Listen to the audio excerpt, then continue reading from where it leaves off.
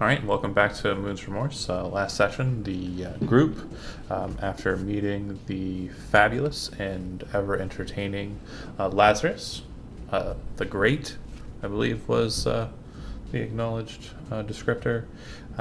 They also spoke with Urvelis, the mage of the town of Squallow, and we're told that a friend of Urvelis's, someone that Isaac is familiar with, a mage named Fomsey, did not reply to the missive that was sent to request them to come to the town of Squallow. It was reported that there was a lot of warg sightings on the river between Squallow and the site of the dig, so the group lent their services as protectors to a group of halflings and dwarfs headed down the river who normally deliver supplies to the dig site. And they boarded those two long ships in the rowboat and headed down the river proper. Then, along the way, they were attacked, and we ended the session right at the beginning of that attack. We have initiative rolled, and it looks like the highest of these is Cypress. Lazarus, what's your dexterity, actually? It's 16. You're the highest. So, you're on, to be sure, it was 2 people on the back ship and 3 people in the front. And Andy's character, Ithel, was on the front of the ship, and the combat started with her being just dropped in one kind of jumping leap. The wolf or warg landing on the front of your ship, the front ship. It was Jun and Isaac. Oh no, Isaac and Cypress were in the back. Jun, Ithel, and Lazarus were in the front ship. So you are in the front ship. The 2 ships have about 5 to 10 feet between them, and then the rowboat's about 15 feet off from the back of the second ship. What would you like to do? It's just one that you can see. There's a ridge that it jumped down from onto the boat. The boat's about 15 feet away from the shore.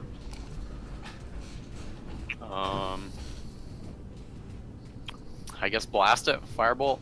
Okay. Firebolt directly at the warg. Again, it's on top of Ithel, but it doesn't look like it's big enough that you think you can hit it without hitting her. Hell yeah. Okay.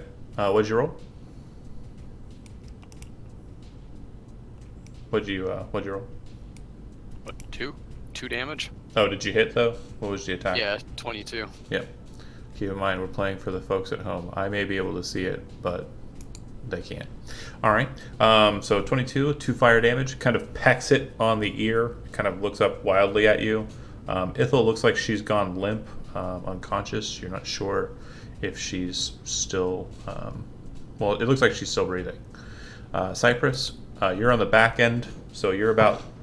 The ship's about 30 feet long, and so you were on like the closer to the middle of the ship in the back, so you're probably about 50 feet off from what's happening, or 60 feet off from what's happening. I'm 60 feet away from Ithel, who's under attack on the front ship. Correct. At the front of the front ship. The very front of the front ship. Okay. I'm going to turn to Isaac and cast guidance. Give him a touch on the shoulder. You need to protect them. Okay. All right.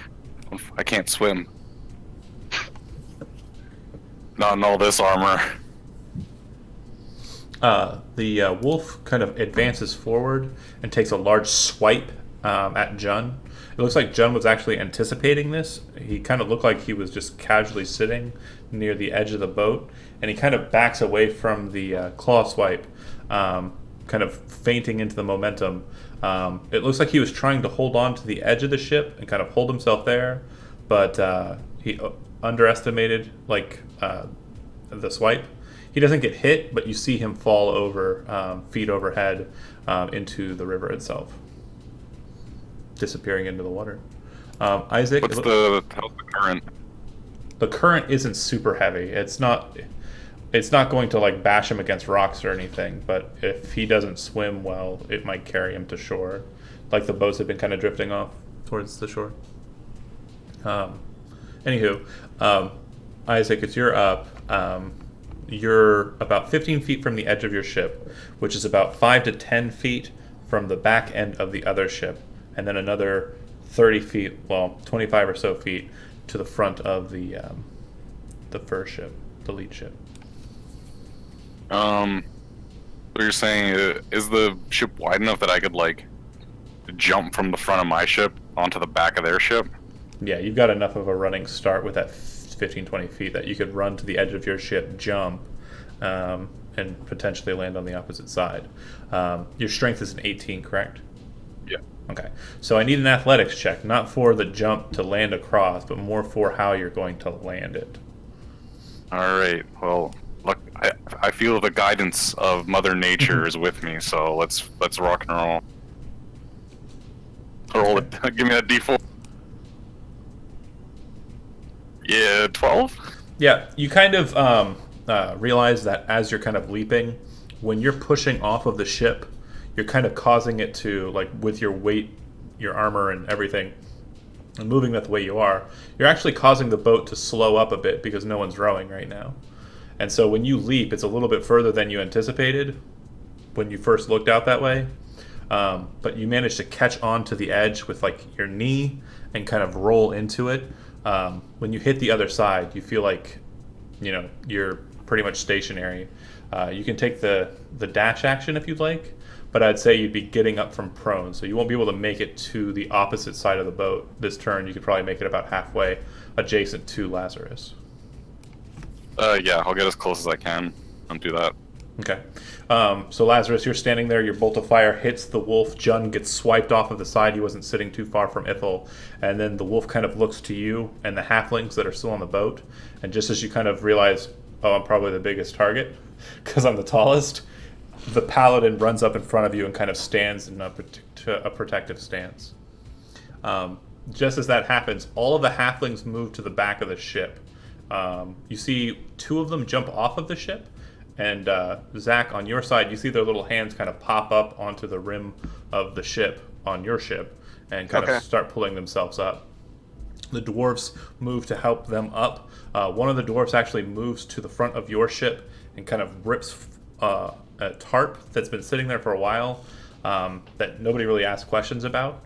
And you can see that underneath is a pretty huge crossbow, which he turns and kind of gets ready this turn, and looks like he's pointing it at the warg creature. All right, Lazarus, you're standing adjacent to Isaac, and are about, again, 15 feet off from the warg itself. Is Ithel still being threatened? She's still underneath the warg, but basically what happened was it landed, it pounced, it kind of moved in to Jun and swiped at him to kind of get him away. Now it's kind of turned, standing over Ithel still, kind of looking at you with like a growl. You're not sure like what it's really doing, but if you'd like, you can make a free animal handling check to see if you can understand what the creature's potentially kind of what it's doing. Oh man, I'm really bad at it. 5. It's a scary wolf. Yeah, it's a scary big wolf.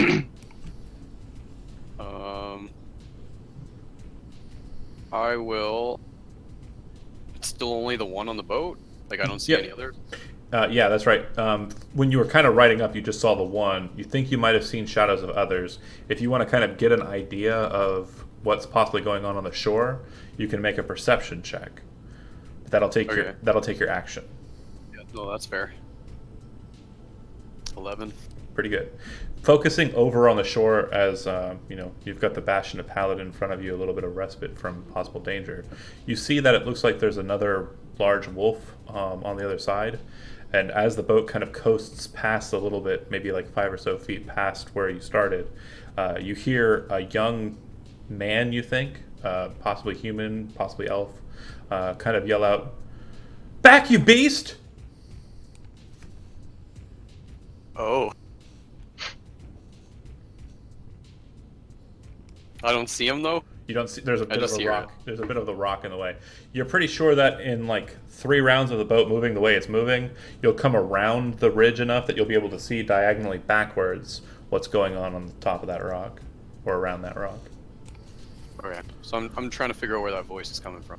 That's Okay. all. Cypress, a little bit further back, and again, the way the rocks are kind of set up, you can't see over the rocks. You don't know how many wolves are on the other side, and of course, Sure. the 45 or so feet from Wolftown. What do you do? So, can I tell what target the dwarf at the ballista is aiming at? The one that's on the front of the other ship. Okay, so he's aiming across the entire crew towards the other ship. Oh yeah, and Okay. he as he kind of gets it loaded, he yells out over the course. He says, "Get down, lads!" And Lazarus, being perceptive, and Isaac, not dumb, kind of hear him. They're probably not in fear of getting like railed behind. Okay. Yeah, And June was knocked off overboard. yeah. You don't see him. I'm gonna have to dive after June. Okay. Go ahead and make a into the perception water. check as you start to seek him out. Try and find him. Oh, Chody, you bad kid. That was a 9. Okay. No sign of him. Chody, why'd you turn your camera off? I hit the wrong button. Sorry. It's okay. Now I gotta fix stuff. Okay. The wolf kind of moves in on you, Isaac. It growls kind of, bestially and takes a couple swipes at you. It's going to come in with its bite attack. And 16 misses, right? 16 misses. Okay. You kind of get your shield in between him and you and kind of hold him down. He's at his shoulders about as tall as you are. So big boy. And when he kind of comes at you, he kind of brings his head in low to kind of grab at your ankles. So you're kind of pressing your shield down on the top of his head. You can just see saliva coating the deck of the ship as you hold him down. The dog on the shore, you hear like a loud metal ka-shing, and you see it kind of back to the ledge, and it looks like there's a bit of blood kind of splashing out from the side of its face. Then it kind of comes back in, and you hear a sickening kind of popping sound, like bone being gnawed on by teeth, and you hear a young lad yell out, "Ah!" as probably a response to having his leg bitten. All right, Isaac. All right. So I'm gonna draw my sword, and as I'm drawing it, I'll bonus action cast Divine Favor. Okay. So as I pull it out, like the blade's already like coated in light, and I'll go for a what's it called, like a lethal draw, and try to slash upwards as I draw my sword. Sounds good. 22, Certainly hits. 13, and then 1d4. So 16. Okay. When you cut into it, it kind of backs away. It looks wounded, but it does look like it's also bleeding as well.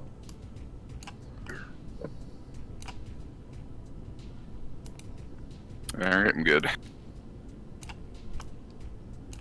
All right. Lazarus, you're up. Another firebolt at the wounded wolf. 21. Hits. 2 damage. Okay. Peppering it with the flames, you kind of watch it kind of snarl.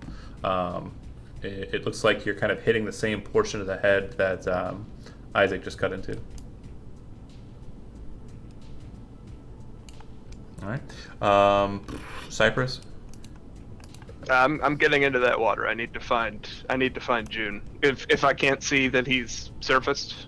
Oh, I thought you jumped in and were. No, looking no, I already. absolutely jumped in. Oh, okay, cool. So go ahead and make another perception check. Okay. Yeah, you're seeking him out and looking for him, and nothing's really coming up. Yeah, nothing at all. Fair enough. All right. The wolf kind of grumbles low and kind of like looks like it's a wounded animal, kind of backing away from you. It's not going to withdraw from you. Or disengage. It's just going to back away and try and jump off of the ship.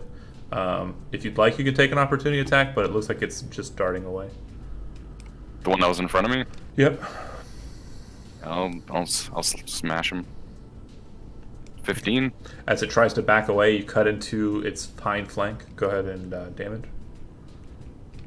You cut into its hind flank deep enough that it kind of causes it to sprawl to the side with like a kind of just low like cry. It kind of lays its head flat on the deck, and it kind of just starts bleeding from the two wounds, the one serious wound on the head and the one on the hind quarter that stopped it to cause it to bleed out there on the deck. You hear at the top of the initiative another kind of young lad's battle cry, and another ching of steel ring out from up above. It sounds like steel on stone, not steel on bone. And then you hear a loud of a wolf. At this point, Lazarus, the ship has pulled out in front of the rock enough. You see the other wolf, which is kind of backed up on the stone ridge, kind of looking at the boy. The boy's holding in one hand a torch that looks like its fire has gone out, and in his other hand he's holding a sword. About 15 feet behind him is the kind of forest line, which I had mentioned closed in at this point last session, and near a tree you see a young maiden who looks like she is kind of wounded and her dress is kind of torn a bit, and he's kind of standing there, just a farm boy really, and the sword he has looks rusted and just mangled. Okay, so he's struggling. Looks like he's struggling. Yeah, How far away is he from us? he's now about 30 feet away from you, but that's Perfect. 30 feet diagonal and over water. This is like a forested area, though. He's not in the forest. He's outside of he's on the shore, just near where you guys can see, right? But is there like a forested area at relatively close? Directly behind him, 30 feet. Yeah. Okay, can I use minor illusion to make an illusion of a menacing bear come out of the woods and like charge the warg to try and scare it? Okay. I'm gonna have you make an interesting one, roll wise. Make me. You're not trained in animal handling, right? Nope. Okay. Make me a charisma check.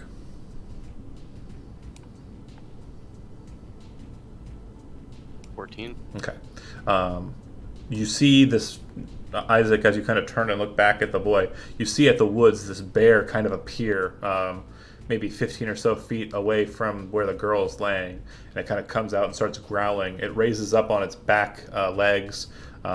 Lazarus remembering some stories from bears in the circus and how they became menacing. And you see the wolf kind of lower its head as the bear appears and look at the boy and then look at the girl and kind of just growl.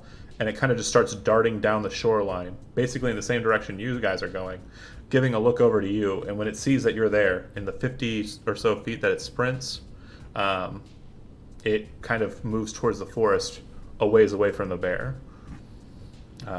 Okay. It looks like you successfully tricked it, is what I'm saying. Are you going to follow up on looking for Jun, Cypress? Yeah, if I don't have any sight of him yet, I'm gonna go ahead and cast guidance on myself, if that's possible. Okay. The action guidance will allow you that benefit, but the perception check is also an action, so you won't be able to search this turn as well, is what I'm saying. Let's just go with the perception check then. Okay. 14. Alright. You see this strange kind of reddish glint, and you kind of swim down to it. The waterway here is, decently deep, but not like insanely deep. But when you get down to it and kind of grab at it, you pick it up, and it looks like a stone with this strange marking on it. You're not sure what it is, but it doesn't look like it's been there very long. You know how soil kind of just moves about when stuff gets dropped on it? Sure. You're kind of noticing this kind of element as you pick up this strange stone. But still no sign of Jun that you can see. All right, combat's concluded. What would you like to do, Steve? I will attend to Ithel and like prop her up, just make sure she's breathing and not wounded or anything. Okay. Just as you're kind of moving to the front of the ship and kind of getting low there, you hear this loud and you hear the ballista fire off. You see the large bolt of it slam into the wolf as it tries to get into the woods and kind of just cause it to sprawl off to the side and be dead. And then you hear the dwarfs go, "Yeah!" on the other side of the ship. All right. Kevin, what would Lazarus do immediately after that combat? I think he'd also try and find Jun, because yeah, we're down a guy. Okay. That young boy looks pretty wounded, and so does the girl on the opposite shore. You do know that Cypress is in there seeking out Jun. If you're going to go ahead and look into the water, go ahead and make a perception check to see if you can't find Jun. 6. You see Cypress, though. He is a very large lizard folk with baggy, robes kind of moving around in the water, kind of coming up and coming down and here and there. And yeah, you don't see Jun anywhere. It's almost like he got taken by his wife. Oh, shit. He got married yesterday. I honestly don't know why he agreed to say he was going to play today. Anyway. He's getting married twice, so it's not. I think the next one's the more big one, but anywho. That was a warm up. It was a warm up, yeah. Anywho, let's see. Cypress, you're still searching out Jun. Basically, at this point, it's a moot point. You're not going to find him. Okay. Isaac, you're tending to Ithel. And Lazarus, are you going to kind of tell the people to stop the ship, or are you just going to leave the boy and the girl? Yeah, that's what I was going to ask Okay. you. How would it be that we would get over to the shore? Do I have to, The halflings will basically steer the kind boat? of set up kind of rigging and kind of jump out into the water and swim with like the grace of a lizard folk, really, and kind of get to the shore and find heavy rocks to kind of pull the ship close to it, but not so close that it's causing any problems. But they can stop the ship, and if you kind of call for them to do that, they do immediately. You kind of see the young lad kind of beaten and battered. You see the girl, and then make a perception check.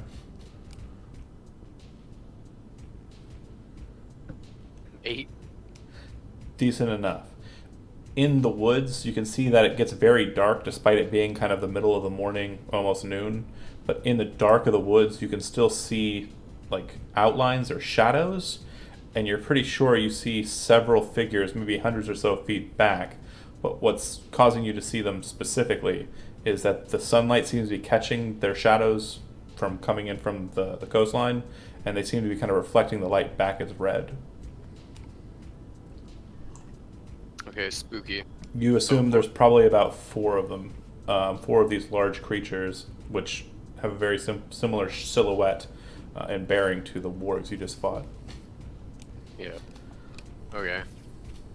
So, we're on the shore? Mm-hmm. Oh, yeah, they've parked up. You see the dwarf kind of turning the arbalist, kind of pointing towards the woods, and the young boy kind of moves over to you as you kind of take shore and looks to you and says, "Help! Me and Meryl need help." And he kind of looks like he's limping a bit. Looks like his leg has got a pretty decent wound on it. "We got to get out of here. Are you saving us?" Unless you plan to stay here and get eaten by whatever's in that forest. And I kind of point to the eyes I saw. Nope. He starts to try to limp over to the girl, and the girl's kind of still crying, and like it doesn't look like she's getting up to move herself. As the boy takes maybe a foot or 2 step, you see him kind of just crumple, like buckle under his own weight on the sheer pain of his wound, and kind of like hits the stone pretty hard with a ah. Isaac. Okay, I'll help him up. And yeah, make like motion and bring them towards the boat. So we gotta get out of here. I'm not down to fight wolves. Isaac, make a medicine check.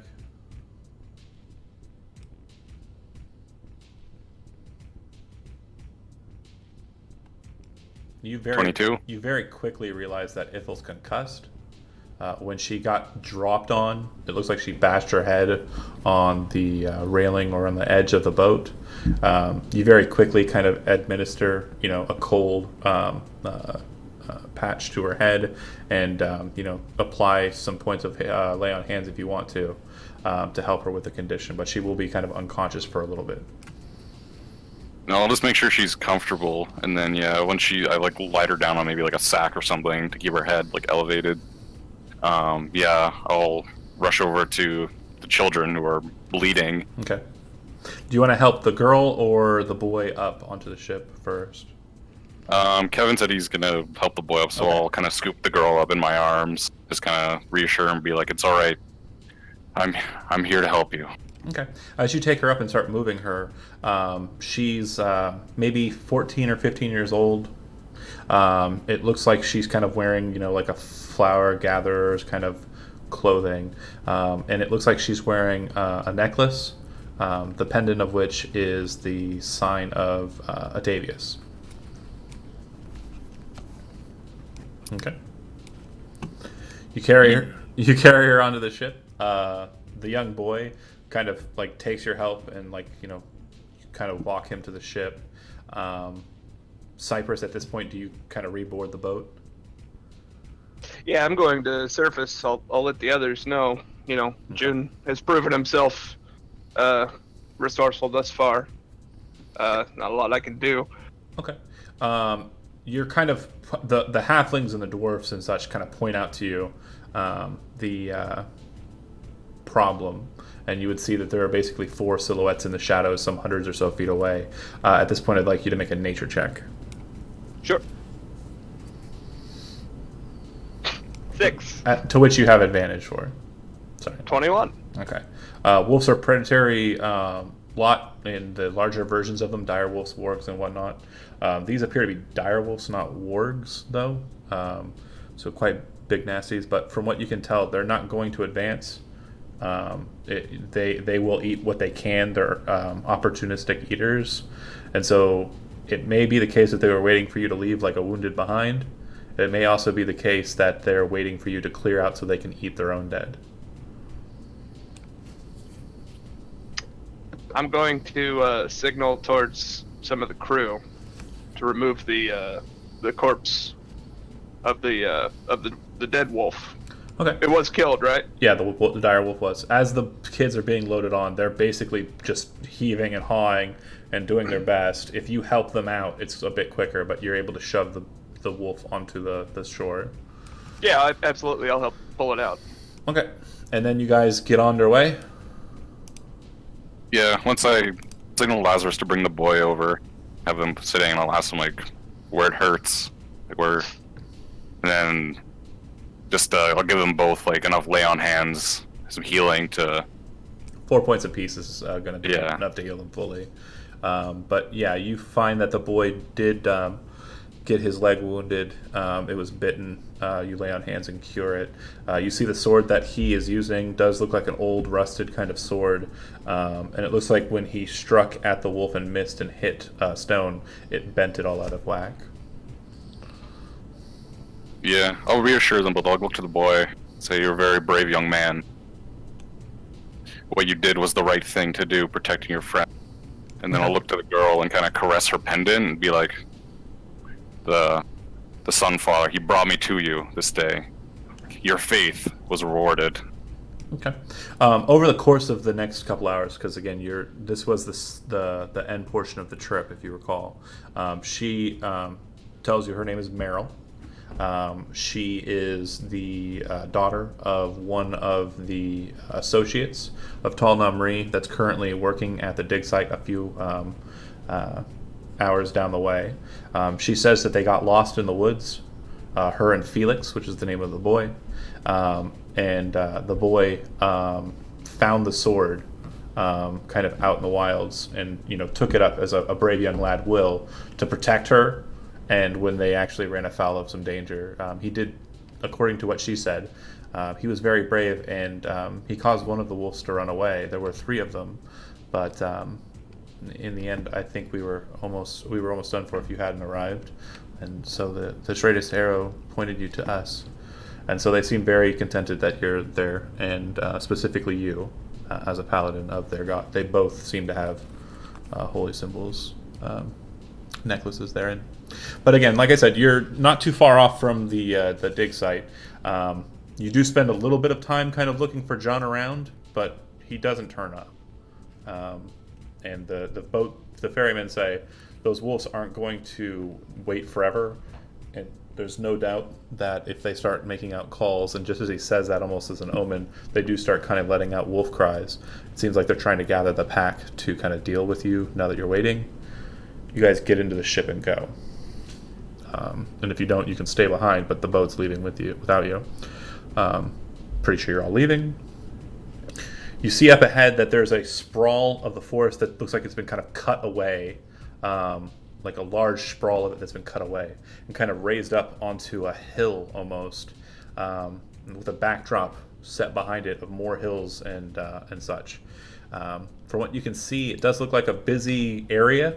It looks like there's a number of tents, small like shanties that have kind of been built up. There's kind of a large hole in the center of this mound, and it doesn't look like there's too many people about, but from what you can tell, it does look like it's moderately populated. It looks like there's a large flag kind of raised up in the center living area, and the flag has a triangle pointed downwards with 3 circles in it. One circle has the symbol that Fomsey wore on his chest. The other one looks like it has a sword stuck in a mountain, and the last one looks like it has the cross of Averio, which is a diamond with a cross in it. But yeah, the location up ahead that you can see, it looks like a dig site of some sort, and it does look like there's a small kind of area where the ship can kind of ride up along the stone coast and kind of latch on, and it looks like the halflings are very quickly doing that. Meanwhile, Fomsey, inside the camp, you kind of have been residing inside of that tent where Perdix has been kind of laid to reside. A young lad runs in and says, "They're here! Master Fomsey, they're here! The supplies! They're here!" And it's the same runner who actually led you to come back to the camp in the first place, but he runs back out of the tent. I follow him. All right. Isaac, as the halflings kind of get tied off and kind of get everything situated, there's absolutely a free opportunity for you to exit the ship and move into the dig site as you so please. But it looks like the dwarves are prepared to kind of start moving the supplies, bags and boxes, onto the shoreline. What would you like to do? That was me, right? Yeah. Well, they seem to have everything. They're just unloading the supplies they loaded on her initially, right? Correct. Yeah, basically the bags and such. Yeah, I'll just get off the boat, and I guess the smartest thing to do would be to head towards the symbol of the Talna Marie, since I know that's Fomsey's order. Lazarus, you see the symbol of the Association of Talna Marie. You see this dig site, archaeological dig site. You would already know, just based on like what you're seeing of the stone relics and such, that this is a Vazriel site, so ancient humans that lived in Parnak. You see the dwarves and such getting everything off, and it looks like Isaac is heading towards the center of the camp. What would you like to do? Would I have any idea where Fomsey would be? Because if so, that's where I'd be heading. Looks like Isaac's heading the right way. So yeah, follow Isaac. All right, and Cypress, a bit, disgruntled that Jun was unable to be found. You do notice that Ithel is up and about and has been for an hour or two. She's not still unconscious, but she's a bit woozy, and it looks like she needs some medical care besides what you've given her. The lay on hands has done quite a bit, if it was given to her, and she's also tried to heal herself, but she just seems to be kind of concussed. So do you go in with them, or do you want to help her get to somewhere where she can lie down? I'll help her find somewhere comfortable. She needs a rest, and beyond that, if I can find, a suitable place for her to recover, I'm going to help the halflings and dwarves unload the ships. Okay. They gave us a free ride. The halflings and dwarves tell you that there's a tent just near where they're allowed to sleep overnight if you want to go ahead and take her there. And they accept your help. But as Isaac enters into the camp, kind of approaching you very sternly, is a red-headed gnome with yellow tabard, brown cloak, looking not as plucky as you recall him being. He doesn't look as... Fomsy always had kind of a smile on his face when you traveled with him. He looks a little bit more dour at this point. And on the opposite side, Fomsy, you see the paladin Isaac, the brave and noble Isaac, approaching you, apparently having just got off of the supply ships that have just arrived. Isaac, thank goodness you've come. We've needed these supplies for a long time. We couldn't get out. It's been really bad. For those of you not familiar with Fomsy, that's what he looks like.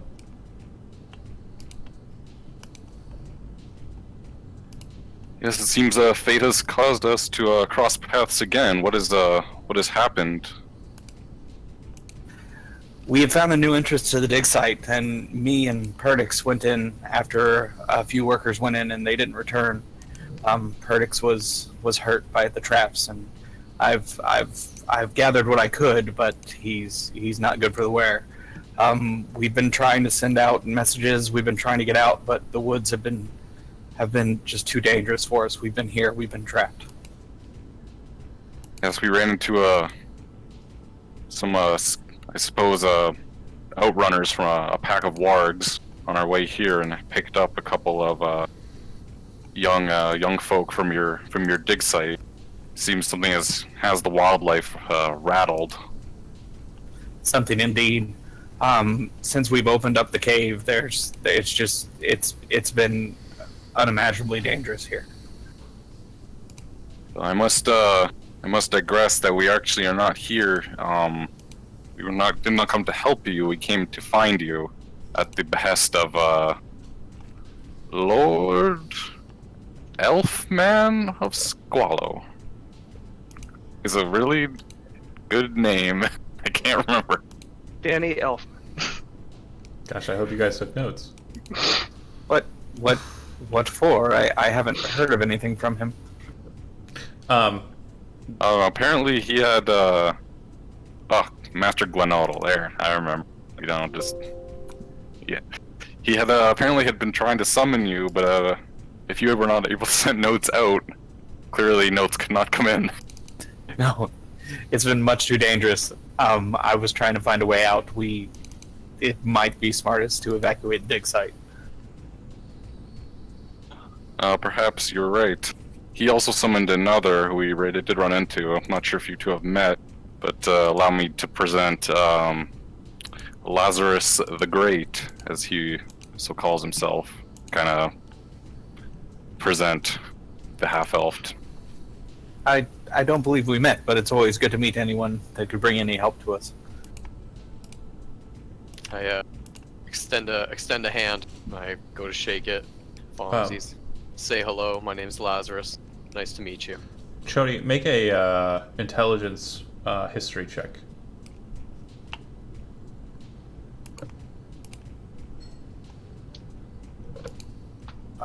I got a 25. Yep, you've heard of Lazarus. Lazarus the Great, but also known as Lazarus the Betrayer, in that Lazarus the Deceiver and Lazarus the Illusionist.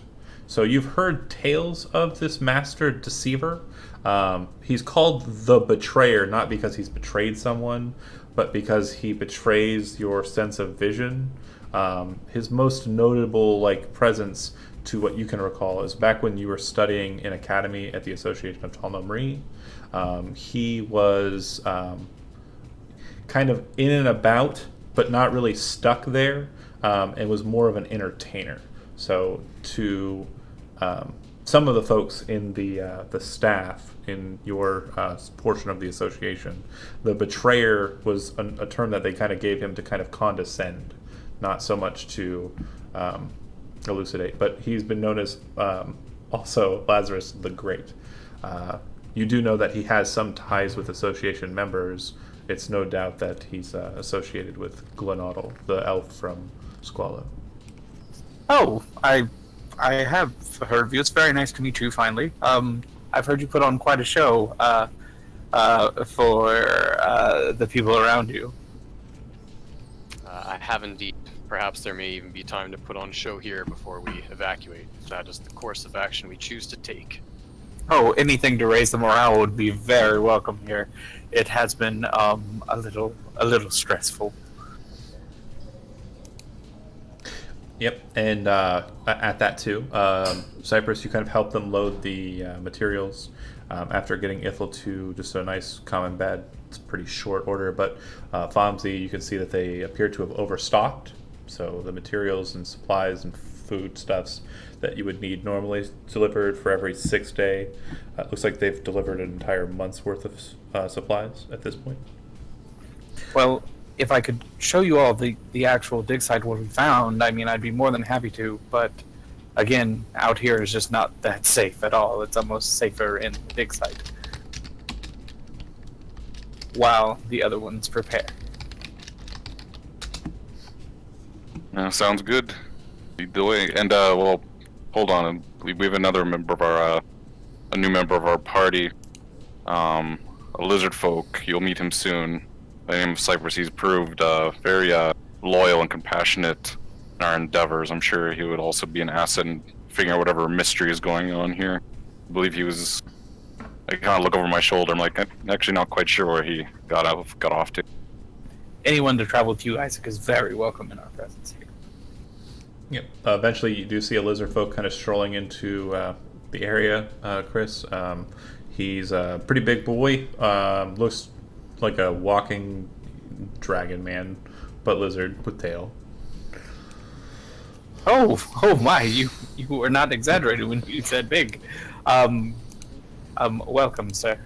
I kind of peek over the small crowd of dwarves and halflings. And greetings. And not much of a conversationalist. I just sort of file in with the rest of the group. All right. So basically, Fonzie has offered to you guys to take you down into the dungeon, if you will. But again, entirely up to you. Just tell me what you guys are doing. We can, of course, eat first with the supplies. I know many of us are hungry, and then we can hopefully secure the opening before thinking of escape. So you do want to abandon your dig here. Is that what I'm gathering? You just need to seal the entrance first?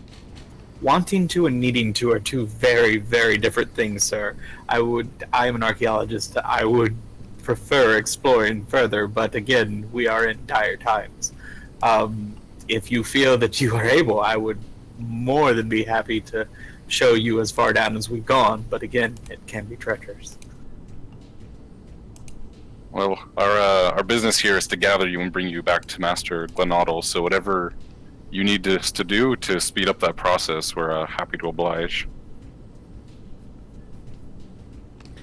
Well then, we'll eat and I'll show you the dig site, and from there we can figure out what would be our best course of action. Isaac, make an insight check. 21? Two things to note. When Fonzie was mentioning Perdix's wounds, he seemed to be very casual about it, but it sounded like he was kind of covering over something. You're pretty sure that whatever happened to Perdix was probably a lot more dire than Fonzie just let on.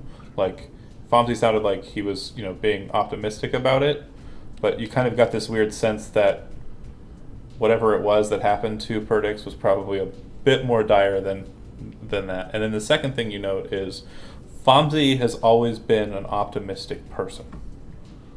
Always, since you've known him. And you've seen him deal with some serious stuff, like Remorse the dragon and such. He's always had kind of an optimism to him. But he seems like very, just dejected about what they've uncovered. You're not sure what that means. And then I would character note for you, Chody. Perdix is ripped into pieces. Like you. I was planning on showing him them at dinner. Okay. That was kind of the thing I'm going to show them, but I just wanted to make sure he understood. At dinner? He's, well, they're going back to the tent, so he's going to be in the corner. Yep. Oh god. That said, Gore. Just before we eat. That said, if you lead them back into the tent, it becomes very quickly evident to you, Isaac, why there was that dissolution there. You see Perdix, this like blue cloak that he wore, kind of tattered a bit. You see his great sword sitting nearby, not broken or damaged, but you see his pieces kind of lying about. Lazarus, what you're seeing in the corner, and also Cypress, since you'd never met Perdix, is an Undaunted, which is basically a Warforged if you're familiar with Eberron. But Undaunted they weren't constructed for war only. They're just basically a person's soul kind of put into a body. In that process, the souls they don't keep their memories. They're just the essence of the person that died and was put into the Undaunted. It's old elvish magic, really. But this basically broken up machine man looks like he was ripped clean in 3 pieces, and looks like his head was squished. When I come in, I walk over to him and say, "Yes, we're trying to heal his wounds." As I'm kind of poking stuff together, and you can see where I've been tinkering with it. Yep, and it kind of gives you a flashback, Bomsey, to the trap. You recall going down the steps through that entrance that they found, and at the bottom of the steps, 3 blades coming out and kind of pinioning the Perdix in one place, and then a large cylinder dropping down and crushing him.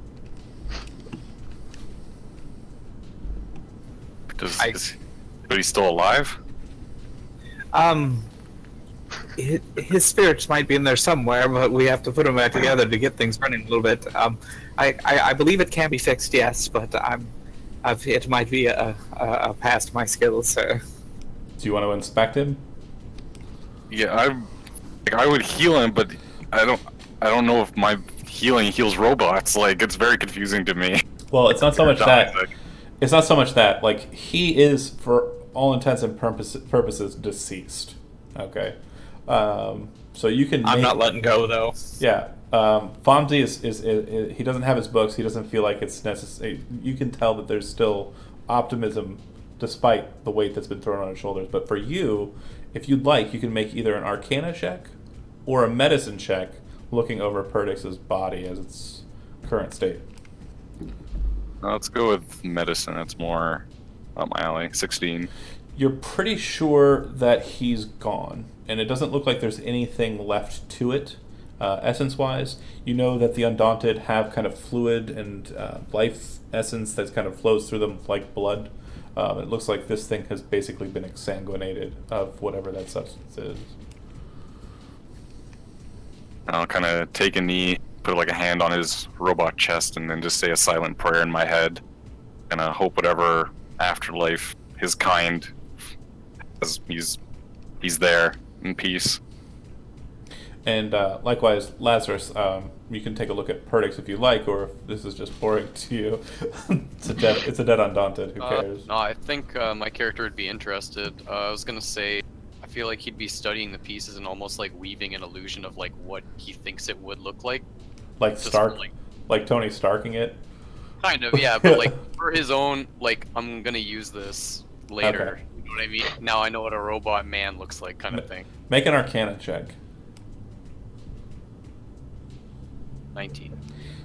You are kind of glancing this thing over, and as you're doing so, you're noticing that there's a rune marking on its forehead, and the forehead's basically been kind of crushed from the top down, but you can see that it's still there, it's just bent out of shape. The other thing you notice too is the chassis, like the center core of it. It seems to, like looking through the holes of where the arms kind of got lopped off and looking at it, it seems to have kind of maintained its substantial like weight. So when he kind of places his hand on it, he doesn't just push it around like the clinking armor bits that were the hands, that were the, feet and such. It looks like the center chassis still has some kind of substance to it. You're not sure what that means, but you're pretty sure that this thing can be at least repaired. You're not sure if the spirit that was within it can be returned to it.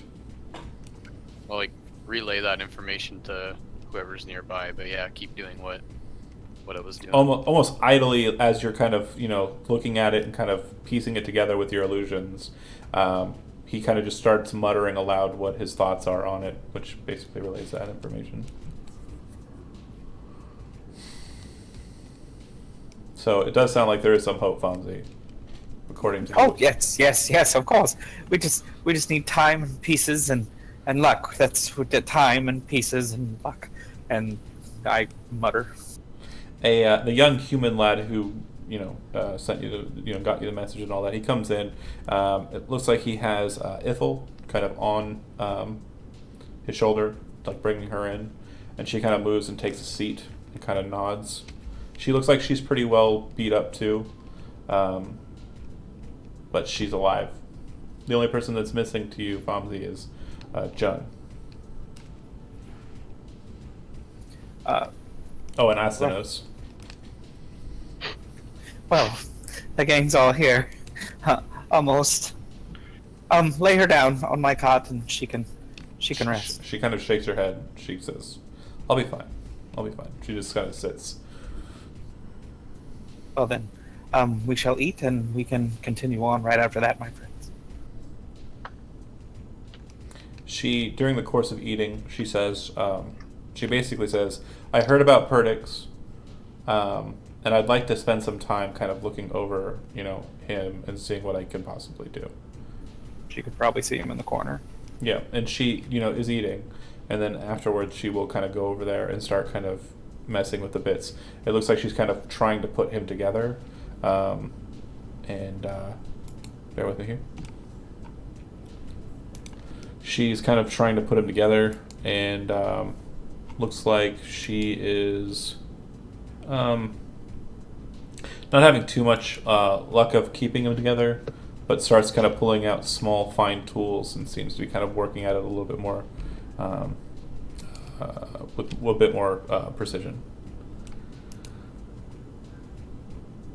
I tell her, thank you, my friend, and please continue as long as you can. Any help is very, very appreciated. If you would all follow me, I will show you to the dig site. Ithel kind of declines and says, I'll stay here with Perdix. Thank you, my friend. Then I head off to the dig site. Okay. By this time, it's kind of the light's kind of descending a bit. It's not nighttime. It's probably just the beginning of evening time. So just as sun is, kind of coming down its way. A time when you're driving home and the sun's blaring right in your face. It's about that time. But you guys head down into the dig site. And basically what's been uncovered, from what you can tell, is a series of different doors inside of this ringed space. It looks like there was an old stairway that came down, and there's a series of 3 doors that look like they've been uncovered. The first door, if you recall, Fonzie, was the door that you and Perdix descended down, and there was the water trap. The second door was a false door. It actually just leads into a small alcove, inside of which is nothing besides a small altar. To your knowledge, it was basically where the unworthy would be allowed to grant gifts out of Azrael Temple. And then the last door is the final door that was finally found. It looks like it goes down and into kind of a stairwell. And you know that it goes down into kind of like a flight of stairs that goes down about 100 or so feet. And then at the bottom of those steps is where the first trap was. We found the first trap down there, of course, and had to turn around. But there has to be something down there for them to protect it that bad. There simply has to be.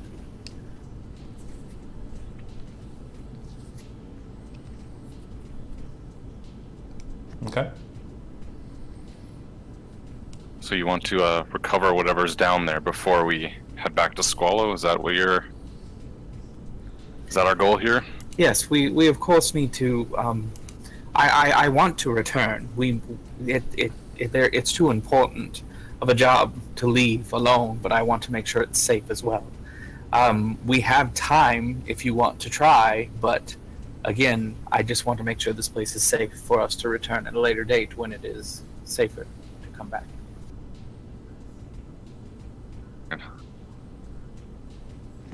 All right. So it's your intent to go down then? I want to show them all the way down that we went. I would like to go to where Perdix got hit, at least. Okay. So it's going to decline into a 5-foot wide marching order, which is why the both of you didn't get slashed apart. It was just Perdix, because he was up front.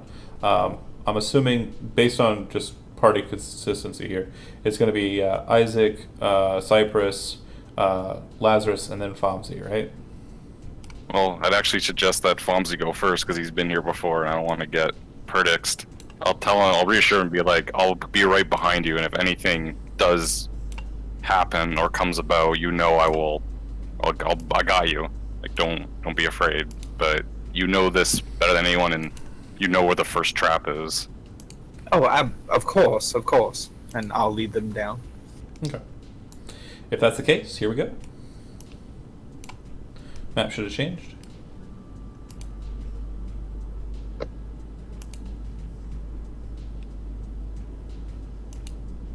Let me know if you see everything okay.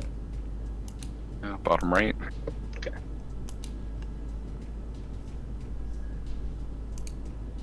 Yeah, it should be in the bottom right, that's right. Yep. Okay, hold on a second. Cypress, I'm assuming you're casting... did you move your token? I moved it forward to make sure the line of sight was working properly. Gotcha. Sorry. You're a baddie. Don't do that.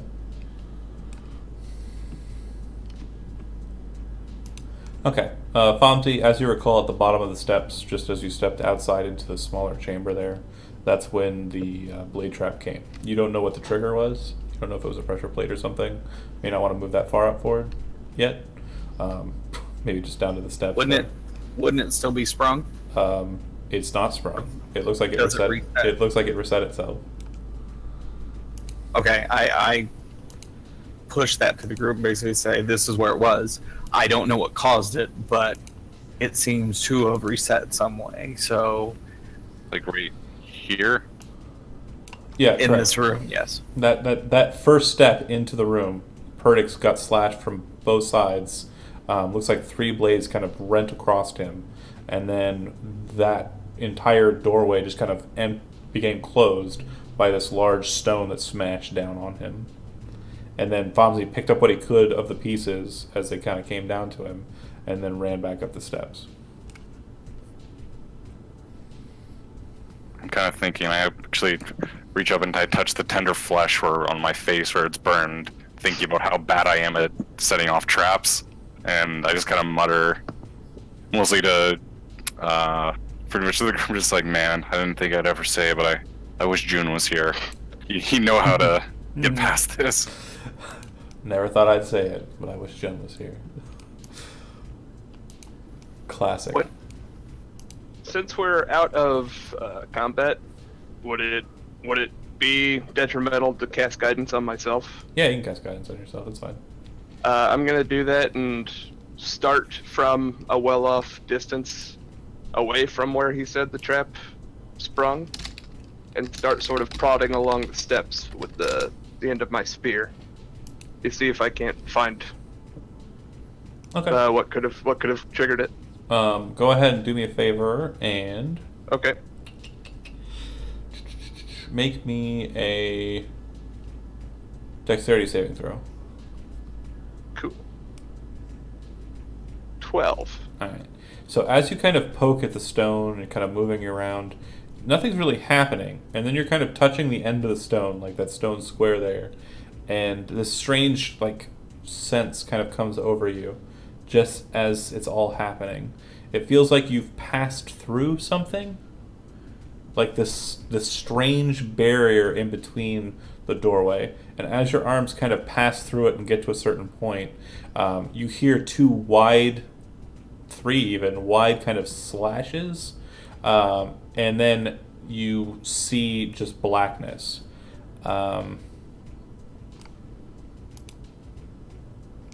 You're going to take 42 points of damage. Hmm. And I need you to roll. I need you to roll me a. Is that guidance? Oh yeah, use that. Does it work on saving throws? I Oh, thought yeah. It's just ability checks. Guidance. Hold on, let me. Ooh, lad.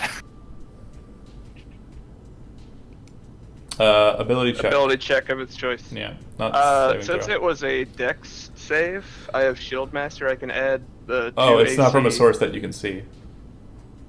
Okay, cool. Never mind. Yeah. So roll me a D100. All right. It gets worse. Okay. 86. You see his shield kind of get rent a bit. It's a non-magical shield, right? Right. Basically ripped asunder off of his arm. The strap just barely hanging there. His spear gets ripped apart as well, becoming just splinters. And his arms are just coated with blood and spraying outwards as arteries are cut, and he's sent backwards, spraying out. The D100, by the way, if you rolled under 25, you'd have no hands. You fall back, smashed, and dying. Isaac, I'm assuming you're going to do something to assist with that? That was 42 points of damage. Correct, so you're at 0 hit points. Super. Yes. Yeah, I dumped all 12, the rest of my land hands into him. I'll give him all 12 because I used 8 on the chillins, so I'll give him 12. Just la la la la la. Much obliged. Yeah, no big deal. Just pushing the intestines back in. Oh, thank you. Fomsy and Lazarus, the two of you a bit more attentive, not so much as to what's happening, as horrible as it sounds, not so much attentive to him being torn apart. Both of you need to make me either perception or investigation checks, your choice.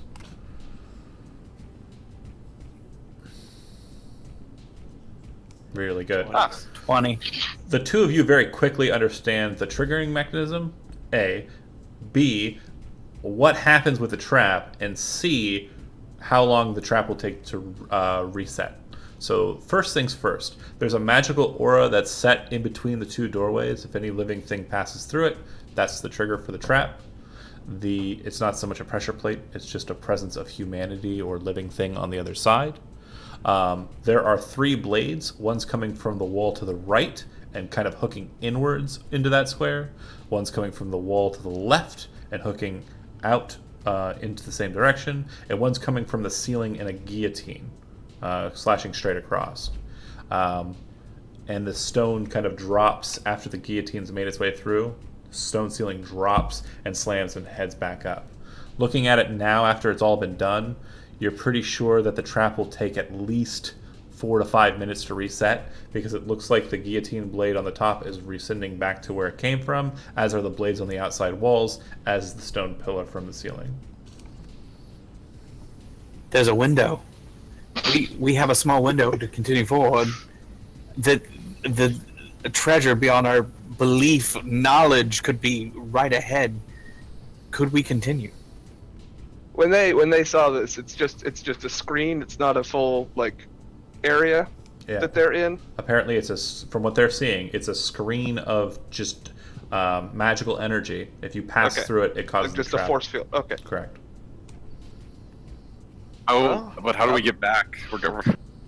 The other thing you would note too is it's when something enters in, not when something leaves. So if you were walking out, you wouldn't cause the trap to trigger.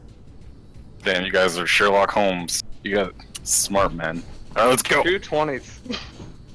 Yeah, the two of you are probably talking out loud as you hear Fomsy afterwards say, "We could do it. There's a window. Let's go!" Like optimistically, and Lazarus, from what it sounded like, just kind of falls silent and is like, "Sure, it sure is." Like, this is just the first trap, though. Oh, if we're going, we're going. I'm rushing right through. I'm dusting off and I'm coming in. All right, Start climbing over blades and stuff. Yeah, let's do it. Woo! You're still bleeding a bit from your wounds, but not like as heavily. Basically, you're kind of wrapping yourself up with your cloaks and such, and you step in. This room, from what you can see, the main action comes from that first portion. On the left side of the wall and on the right side of the wall, there are 2 small, cavities that are blade size, and you can see the blades are slowly retracting back into their spaces. On the ceiling above the first step into the chamber, of course, you see the guillotine hole and also the stomp pedal. But yeah, if you'd like, you can continue moving on in. it looks like up ahead there's a small portal way that leads into a room that looks like it has water in it and a sarcophagus set in the water. Before we keep going, just having a look at our current traveling party, does it look like anyone other than Cypress has had any sort of injury? Everyone else is fine. Everyone else is totally fine. I'm gonna go ahead and give myself a quick cure wounds. Okay. For 7 points. And this being the first time you've seen Cypress cast Lazarus, I think, and also the first time you've ever seen him really, Fonzie, you can tell that he's casting in a primal magic sort of way, druidic magic. All right.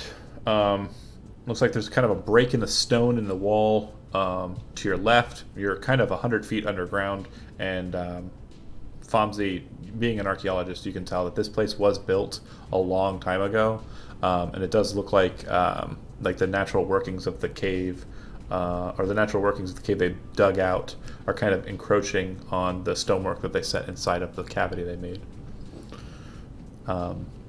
It doesn't look like it's going to cave in anytime soon. It just looks like it's not as structurally strong as it should be. That said, are you guys advancing into the next chamber? I don't know, dude. I don't want to lose my hands. Can I send my familiar ahead of us? Sure. You guys see a raccoon kind of ferret out of Lazarus's cloak and kind of rush into the other room, kind of sniffs the air, kind of looks around, kind of looks back behind it, and then raises its hand over its shoulder and gives you a thumbs up. I think we're God, good. we thought of that. Oh. I think Pomsy would be excited, so he's going to actually move in pretty quick after he sees that. Okay. So inside of this chamber, you can see that the walls are covered with etchings, specifically the wall to the north. The etchings appear to be very Vazriel in style, and it looks like you have a depiction of what you would know, Fomzi, as the 4 greater gods of the Vazriel. There's a 5-headed or a 6-headed Hydra, one of the heads smaller than the other 5. There is a big red dragon. You can still see fletchings of the paint that was painted onto it to mark it as red. You can see a large bird kind of upraised, looks like a huge raven, the same size as that dragon. And then you'd also see a beholder with 4 eye stalks and 6 eye stumps where eye stalks would have been. I begin to just honestly teach this stuff out loud, like I'm talking to a class in a classroom, and just start spouting off what all of it means and where it's connected with that, the Vazriel and everything. The last thing. These are all evil gods, though, right? Because I'm pretty sure I desecrated a shrine of Ashmedea just because. They're false gods. So the gods present, yeah, one of them is Ashmedea, one of them, but this is an old Vazriel shrine. The Ashmedea was converted into a demon, from what you recall, being trained in religion. When it was worshipped by the Vazriel, it was supposedly just a big dragon, not a demon prince. Oh, okay. If you'd like to make a religion check, I can give you more information on that. No, it's okay. I just need to know if I wanted to spit on the wall or not. Okay. But I'm okay. The last symbol that you see, and this one's definitely a strange one for everyone present, especially the Vazriel researcher, the shrine and sarcophagus is kind of set in the water, and all throughout the waterway there appear to be a lot of coins kind of in the water on the ground around it. That's interesting enough, but on the sarcophagus there's only one marking, and it is a Atavian cross.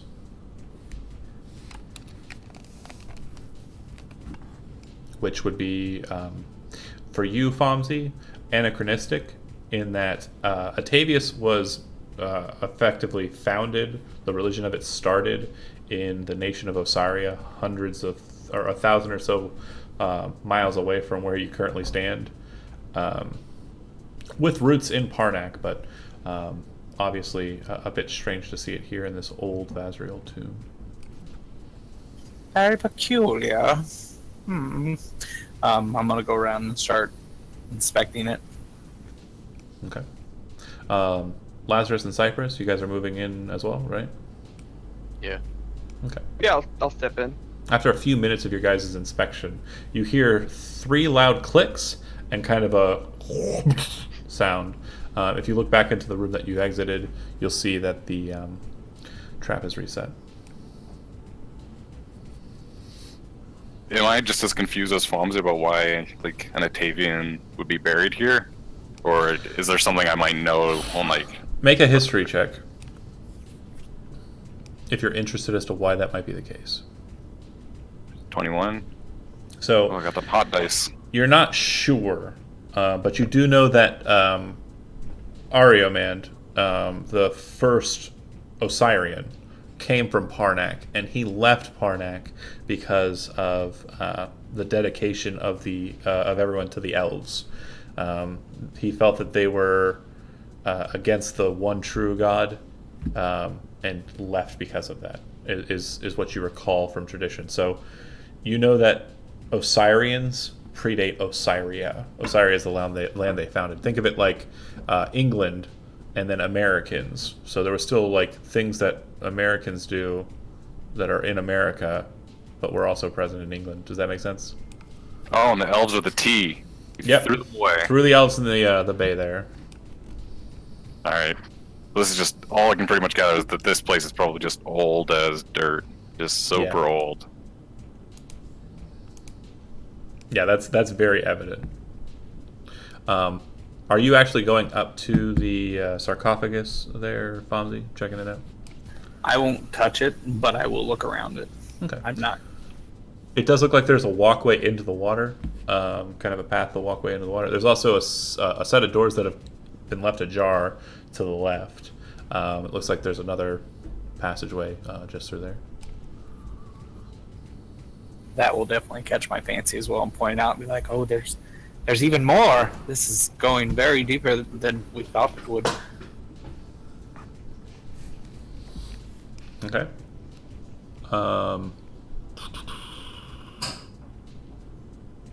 And just let me know what you guys are doing.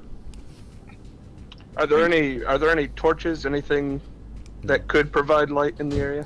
Not so much. Unless you brought it with yourself.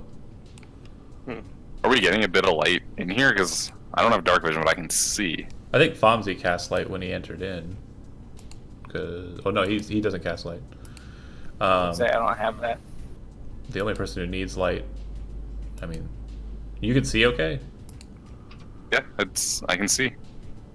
Can you see better now? I can see even better now. Okay.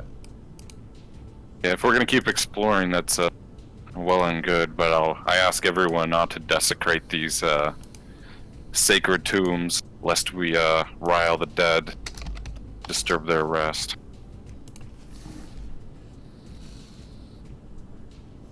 Okay, so saying don't mess with the dead. Lazarus, what are you doing?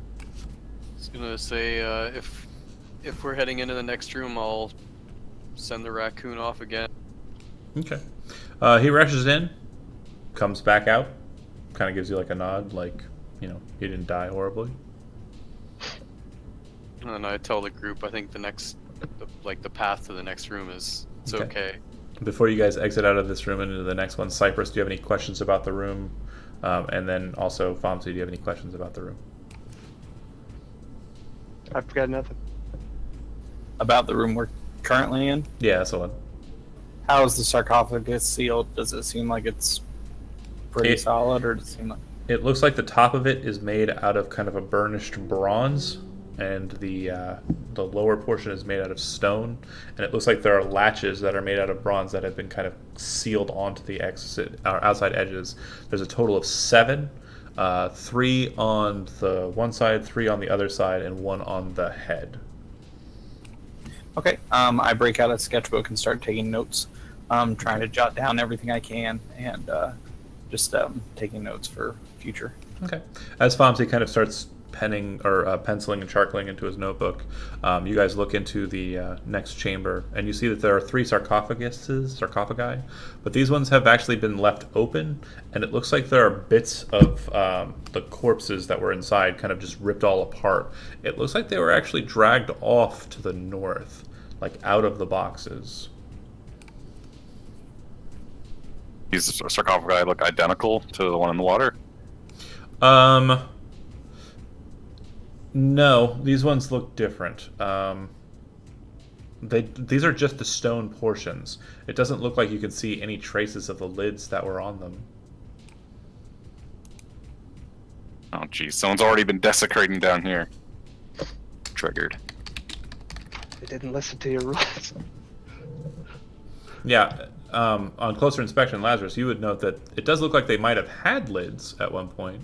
But yeah, it doesn't look like they're, They're nowhere to be found. you don't see any lids.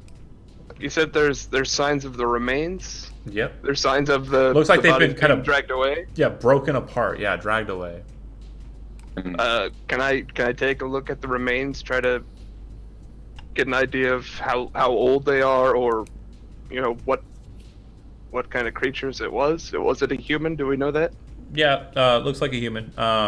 You can make a medicine check, I guess. 10. All right. Yeah, they're definitely humans. That's all you can tell. Looks like their corpses were kind of just muscled about. Was it? You said it was obvious what way they got dragged? Was it- North. Mm-hmm.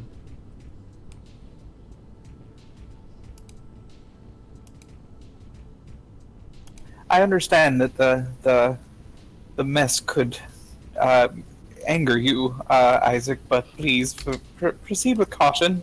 I know that we, of course, conceded it went that way, but we don't know what took them that way. Grave robbers. Sinners! Those that must be brought to justice. Do you- Fully triggered. Do you head north? Can I take a closer look at the sarcophagus themselves? Is there any Yeah. is there damage to them? Make a Like you said, the lids were taken away. Make a survival check. Survival. Mm-hmm. Okay. 14. Okay. It does look like something has actually passed through here. And another thing you notice is that at the base of the sarcophagus in the middle, it looks like there's a bit of rust kind of just staining the stone a bit. But it does look like something kind of moved around in this chamber. And you're not sure what it was, but it was a quadruped. Looked like it had very strange feet, almost insect-like.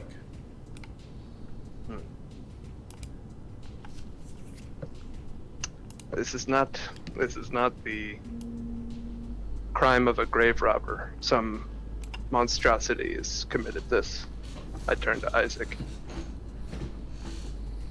Oh, Master Falmsy wants this tomb secured for his future resource, so I say we put down the beast and let the souls rest of the dead. Or what I already said.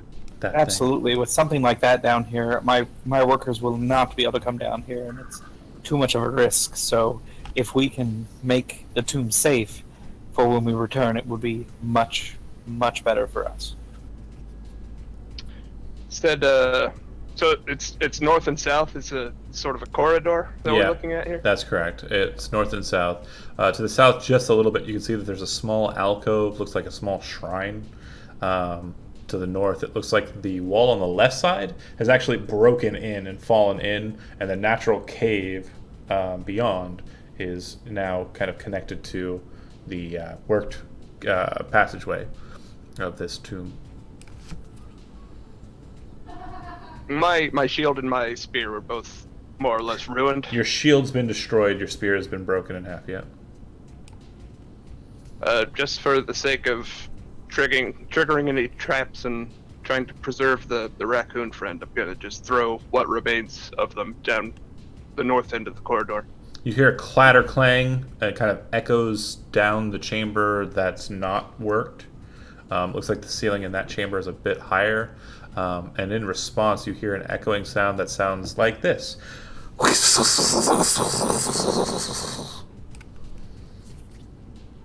I think I found our monster. Sounds like it's coming from the right. So if you were to go north and turn right, you'd find it. let's fucking rock and roll. I'm ready. I'm ready, boys. You hear a heavy clang of metal. Pang! But it sounds like it kind of plank.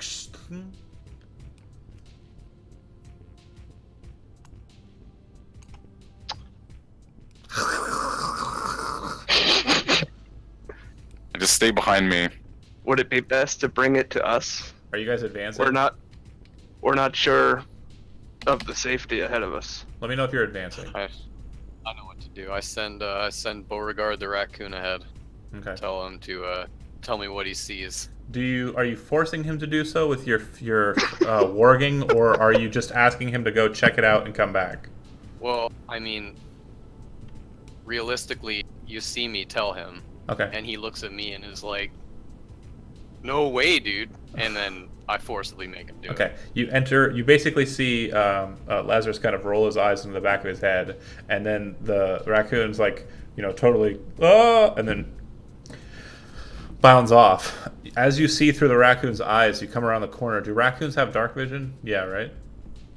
I think so. Yeah, they would. It basically, yeah. I mean, yeah, they're freaking little trash nocturnal, pandas. yeah. Yeah, sure. You come around the corner and you look, and you see this nasty kind of just creature kind of looking down at you and kind of moving away. It looks like it's kind of backing into the small alcove, but as it does so, it's close enough to Beauregard that it is going to kind of attack at him.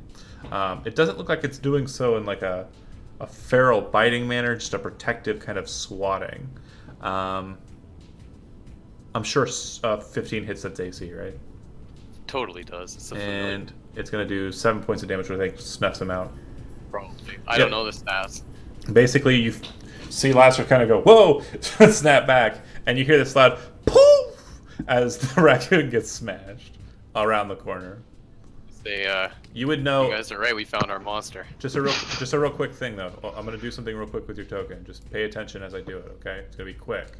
But when you came around, do you see where it's at and it's hiding? Yeah. Okay, that's what happened. You kind of came around the corner. It saw the little raccoon and was like, and smashed him. All right. So yeah, I also add that it's tucked in a cubby. What is it? You can also I don't know. you can make an I arc. try like maliciously and like frivolously to conjure an illusion of what I saw, but it's like you can't. I don't even know what it is, man. You can make an Arcana check with disadvantage because you've only just seen it like scarcely, but it might be. 23. You would know immediately what it is, and you're actually. Yeah, bullshit. I know exactly what it is. You know that it's a rust monster, which are kind of an insectoid type creature that typically will like eat metal after they use their antenna to turn it into rust, and they eat that metal. As that clicks into place, you have this CSI moment or like Sherlock Holmes moment where your brain kind of like clicks back and you realize that all of the skeletons might have probably been wearing armor at some point, but it's all gone. The lids of the sarcophaguses had rust spots near it. You look back at the doors that you're just near and you notice that all of the fittings of the doors have been removed in a way that kind of like let them just sit on their own ends. The stone just kind of sitting there present. And you're just kind of like, they're eating all the metal. They're eating all the metal, man. Rust monster? If you announce that out loud, Fonzie, he just told you that there's a rust monster inside of your treasure trove of history. That does not help for taking things back to the museum. All right, well, just stay behind me. We can do it. It's not a problem. I'm Isaac. We got this. You march around the corner? I take the dodge action and then I march around the corner, or I march around the corner while taking the dodge action. I'm gonna give him guidance as he goes Okay. and follow behind. All right. So you come around the corner, and you'll see it. It's lurking inside of this small area, and it's kind of just looking up at you as you kind of enter in. Its feelers are kind of brushed out in front of it, and it's kind of like looking at you with these hollow eyes. And as you kind of get close to it, it's gonna just kind of like try and brush its antenna against you. Make a dexterity saving throw. Touch me with the rust.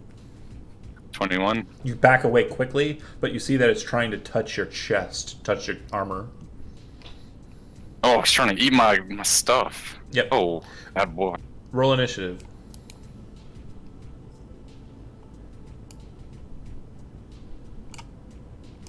Oh no, don't let him eat my stuff. I'm not a good tank without it.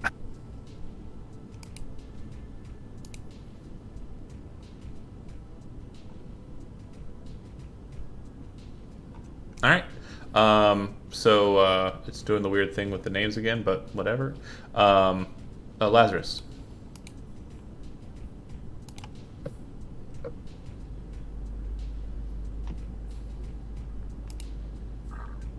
Oh my god. Okay. You can see it well enough to attack it, but you're pretty sure that it'll have cover based on its presence in the alcove. Can I use minor illusion to change the appearance of what Isaac is wearing so it's less enticing for it to try and eat what he's wearing? Or is it like too late? Or should I just try it anyways? You want to make him look more appetizing? Is that what you just said? No, less appetizing. Like, Oh. instead of having him like, hey, rust monster, I'm literally wearing full metal, come eat me. Like, can I make him either not wearing anything, which would be hilarious, or just, yeah, like wearing like a robe or something? It's going to be a difficult one because minor illusion doesn't work like that. It's more making an illusion, not so much making someone have or be wearing an illusion. But it's a keen idea. What I'll allow you to do is make a deception check with disadvantage. 12? Okay.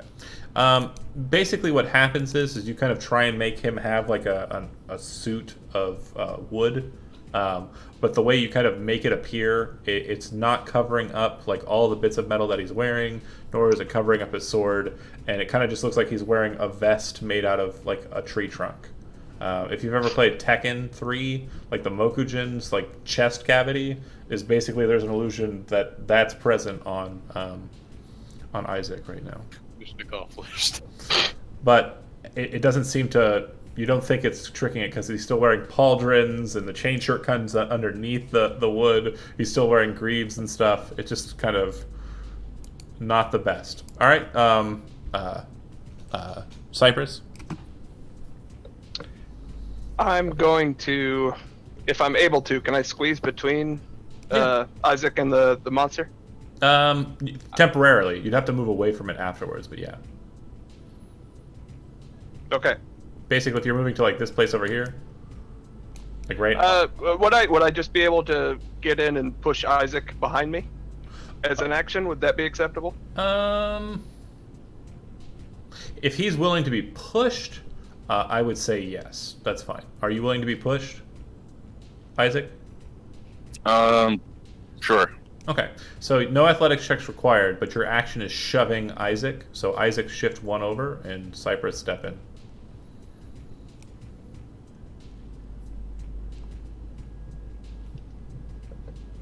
So bold. Never seen Cypress make such a bold move, you know, just pushing me out of the way. Fomsy. It looks like everyone's rushing off into the other chamber. You still actually have your book and your charcoal, and you're still writing notes.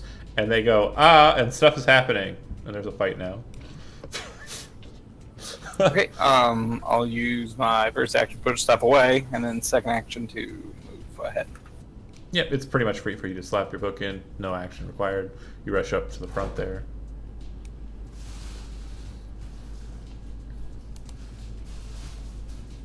I can't really see it. Okay, I will stop there, and then I am going to cast fire on this square right here. Cast what fire?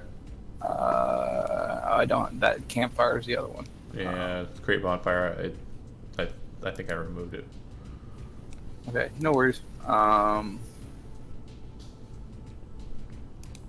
I'm gonna go ahead and wait and see if it comes out actually this round, and then I will ready an action that if it comes out, I will shoot it with a firebolt. Okay, so if it How comes, big is this creature?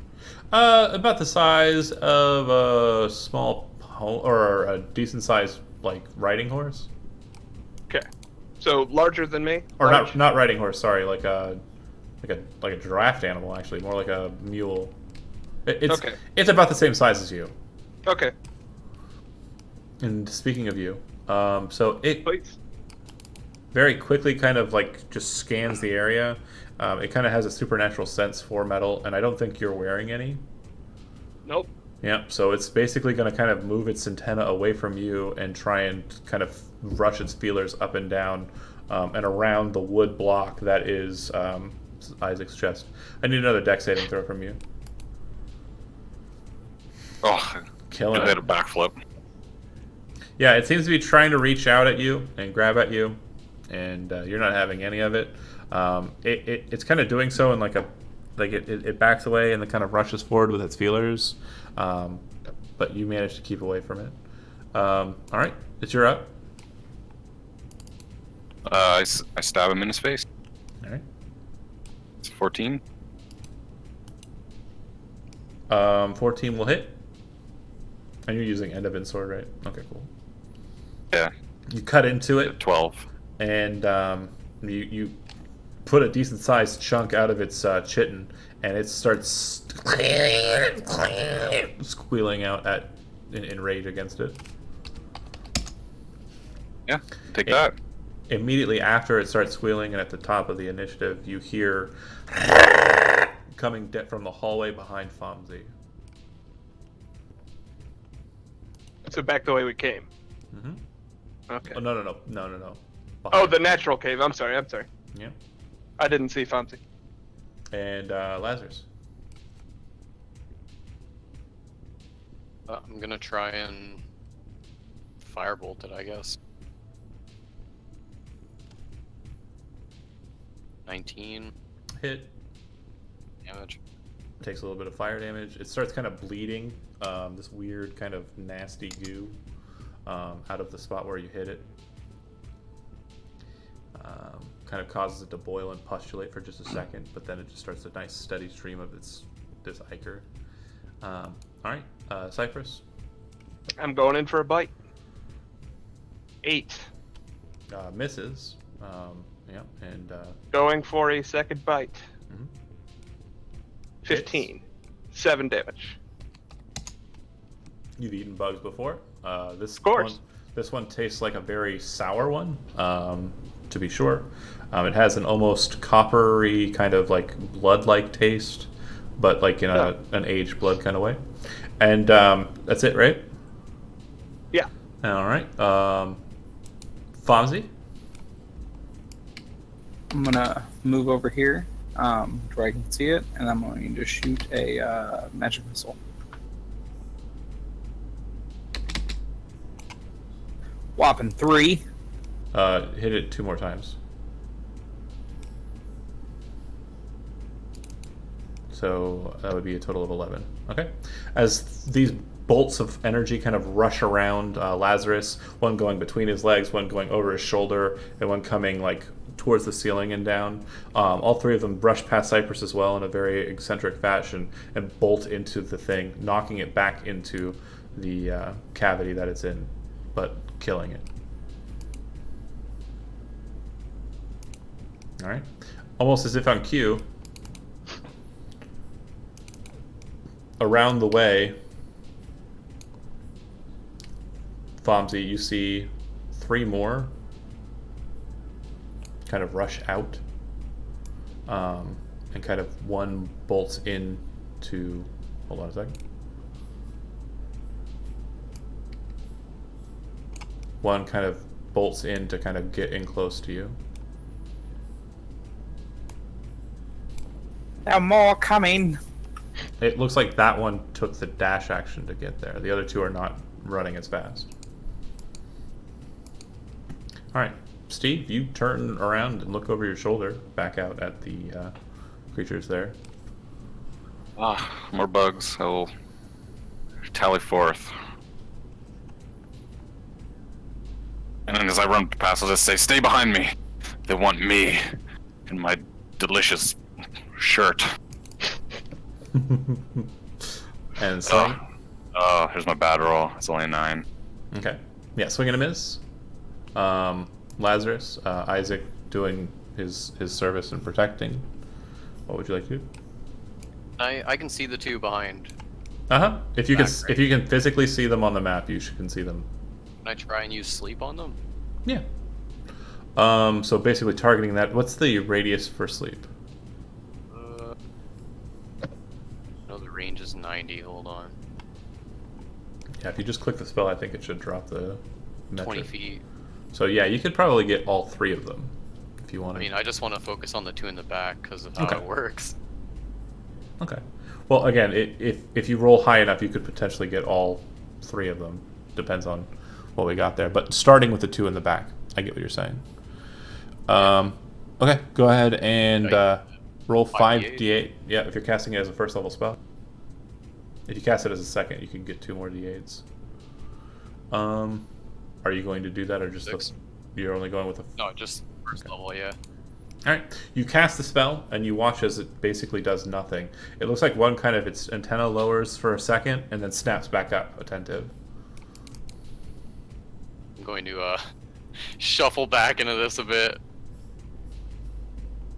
Oh, and by the way, I don't know if sleep has ever resulted in a chatting, but that's what just happened.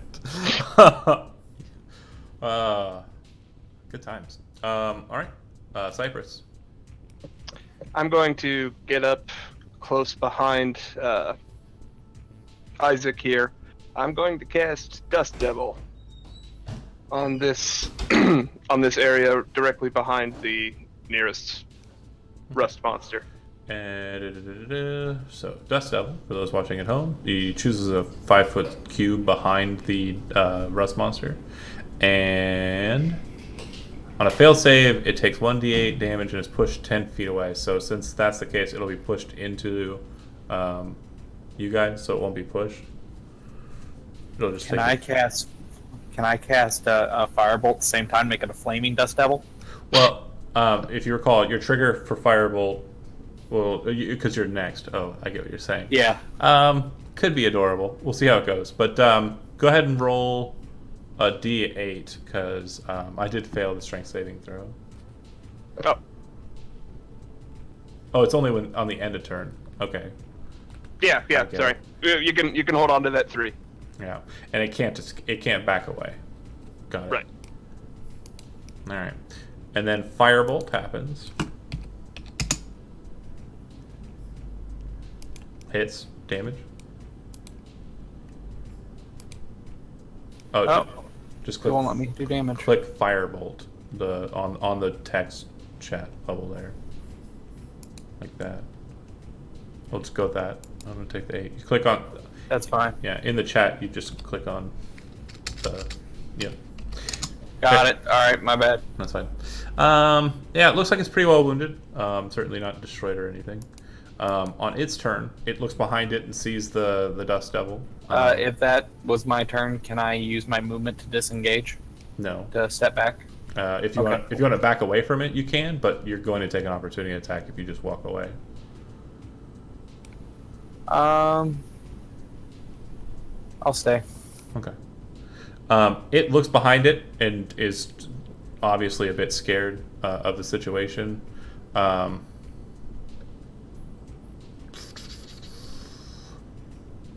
That's a really good spell.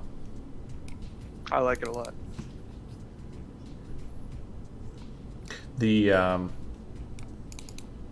rust monster is going to go ahead and do its thing and try and smash on the this guy. Dexterity saving throw. Actually, I'm not going to smash you. I'm going to eat you. Isaac. On Isaac. Okay. He's covered with delicious metal. Right. Steve, go ahead and roll a dex save throw for me. Oh, I thought you said you were going to bite me. No. I changed my mind because I would want to eat that armor. And you're doing really well and avoiding it, and it's making me very, very sad. The most nimble man in heavy armor dodges again. I am a heavy armor master. All right. Church. The rust monsters behind the Dust Devil don't look like they're approaching. In fact, they actually look like they're scared and are going to retreat.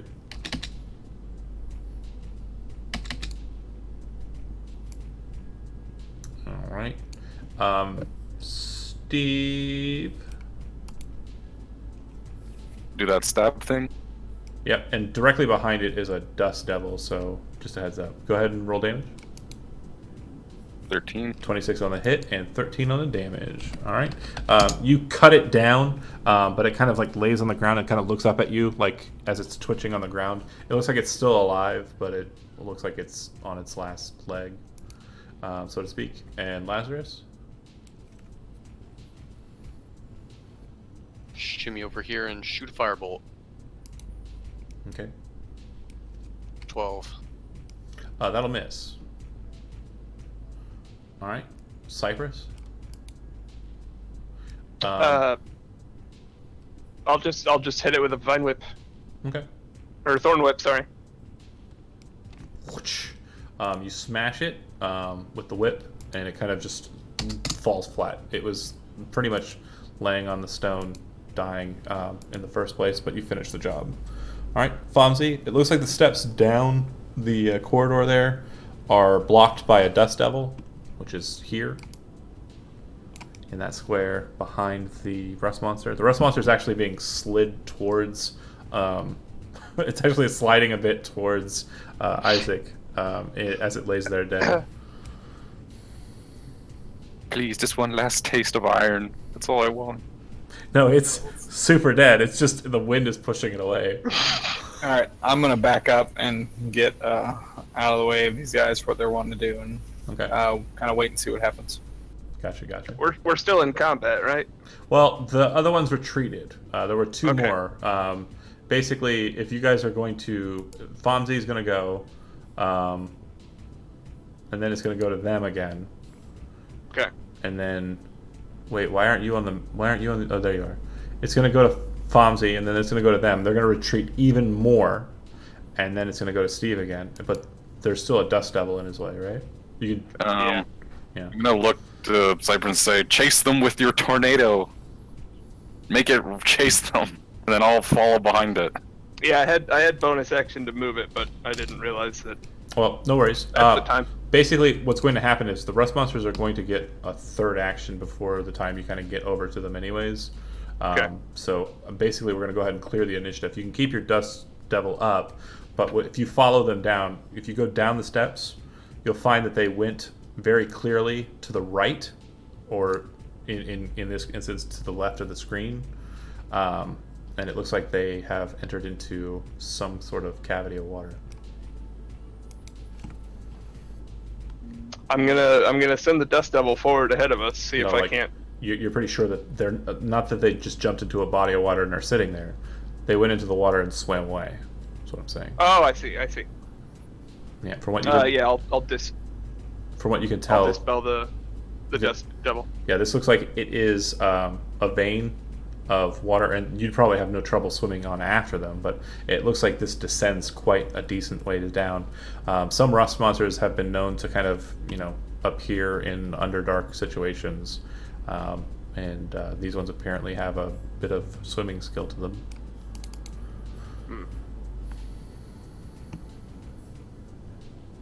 Should we pursue them? Don't think we have the aquatic abilities besides yourself. However, Master Fomsy, I assume you have some you may have some explosives in the camp. You could always seal this cavern. And we were not wanting to risk destroying or breaking anything. We would only want to seal it with boards or something, just to seal it up so that no wanderers can easily get in. They'd have to do at least some work. This cavern that we're in right now, it's kind of like separate from the ruins, kind of like the rust monsters kind of Came its own way. burrowed came into the ruins from this cavern. Yeah. If you want to do some investigation, Fomsy specifically, and Lazarus, if you'd like, you can kind of go back to where the wall fell in and kind of try and figure out how that might have came to be. Sure. Talking like way back up Mhm. this way.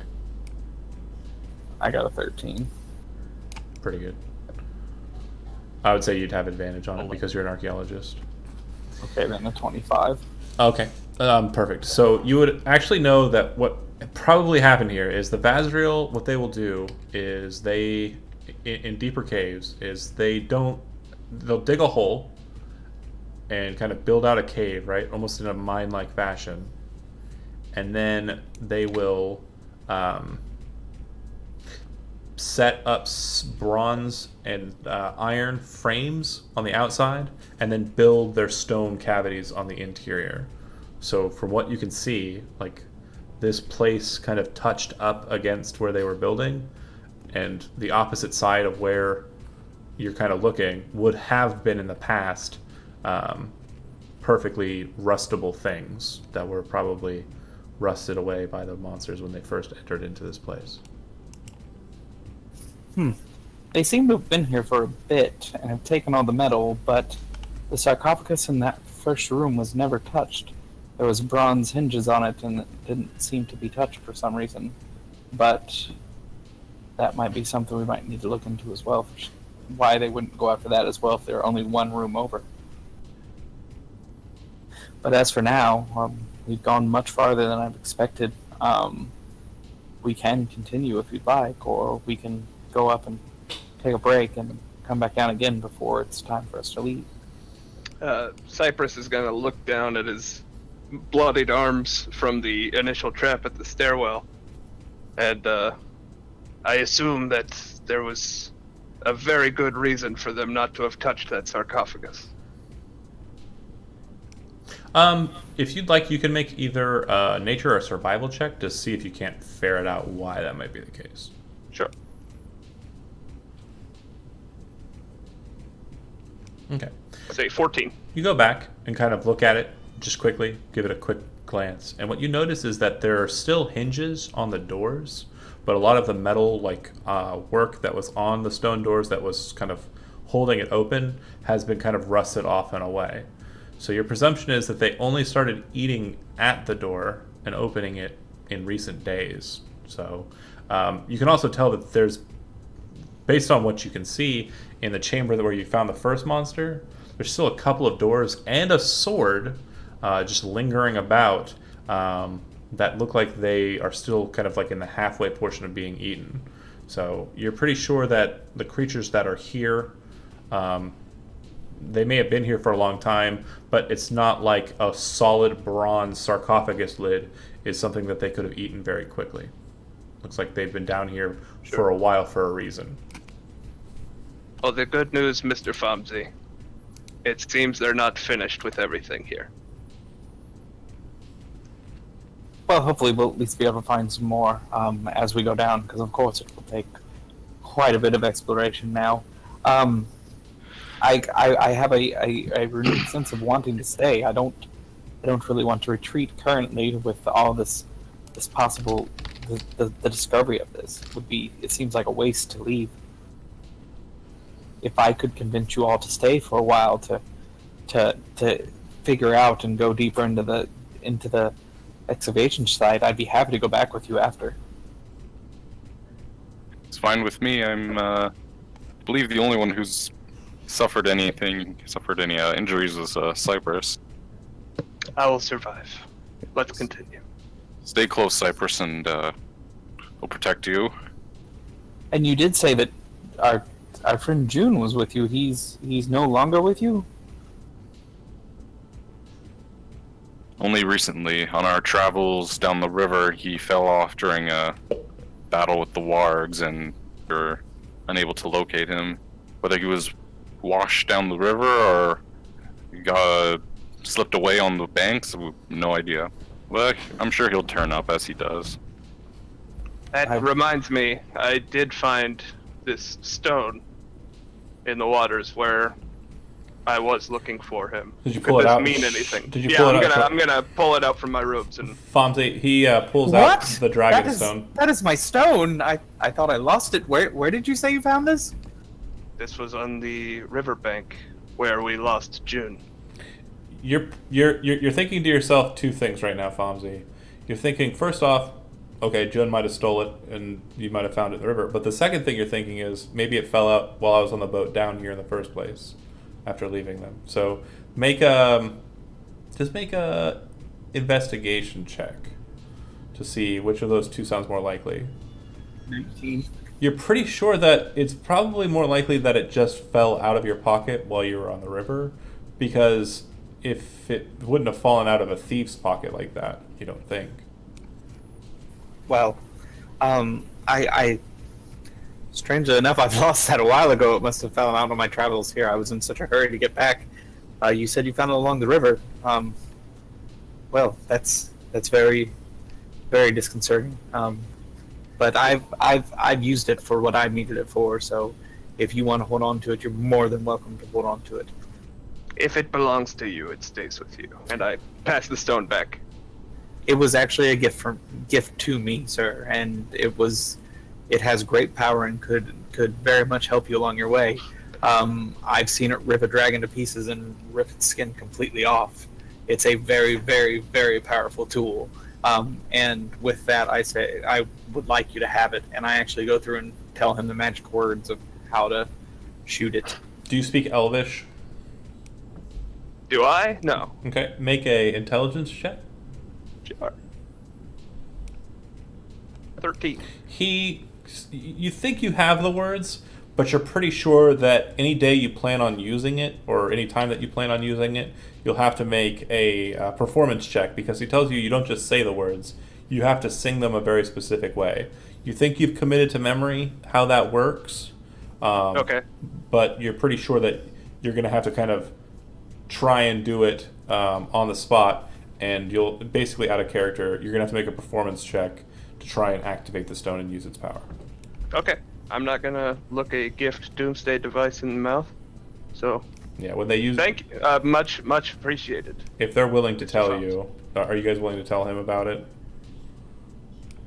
Yeah. Yeah. What does it do? It basically Other than imploded. kill dragons. When they use it, it basically imploded a white dragon when they used it last. Imploded.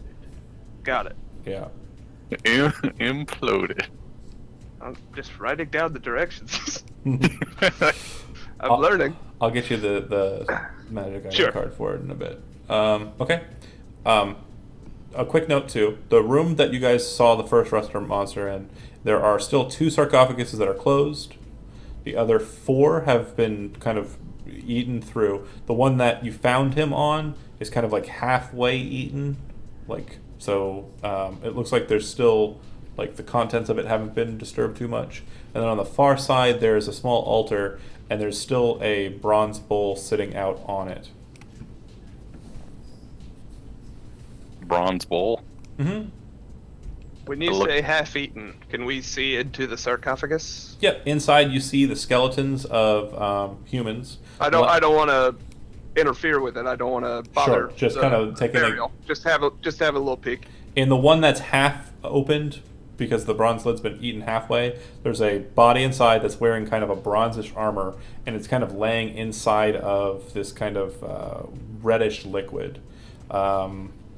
Make just a nature check on that one. 4. You're not sure what it is, but it has a very blood-like. It is red. It has a blood-like color to it. You're not sure what it is. Hmm. No. Gross. Yeah, very, very, very gross. I'll look in the bowl. Okay. When you go over to the bowl, inside you see 3 items. There are 3 gemstones sitting in there. One appears to be an emerald. One appears to be an aquamarine. And the last one appears to be a ruby. They're just regular gems, right? Correct. And if you want to kind of give them a look, the value of them, if you want to write these down, the emerald's probably worth about 150. The ruby's about 250, and the aquamarine is worth about 50. I'm not taking them. I just wanted to look. Okay, you're leaving them there. That's fine. I just leave them.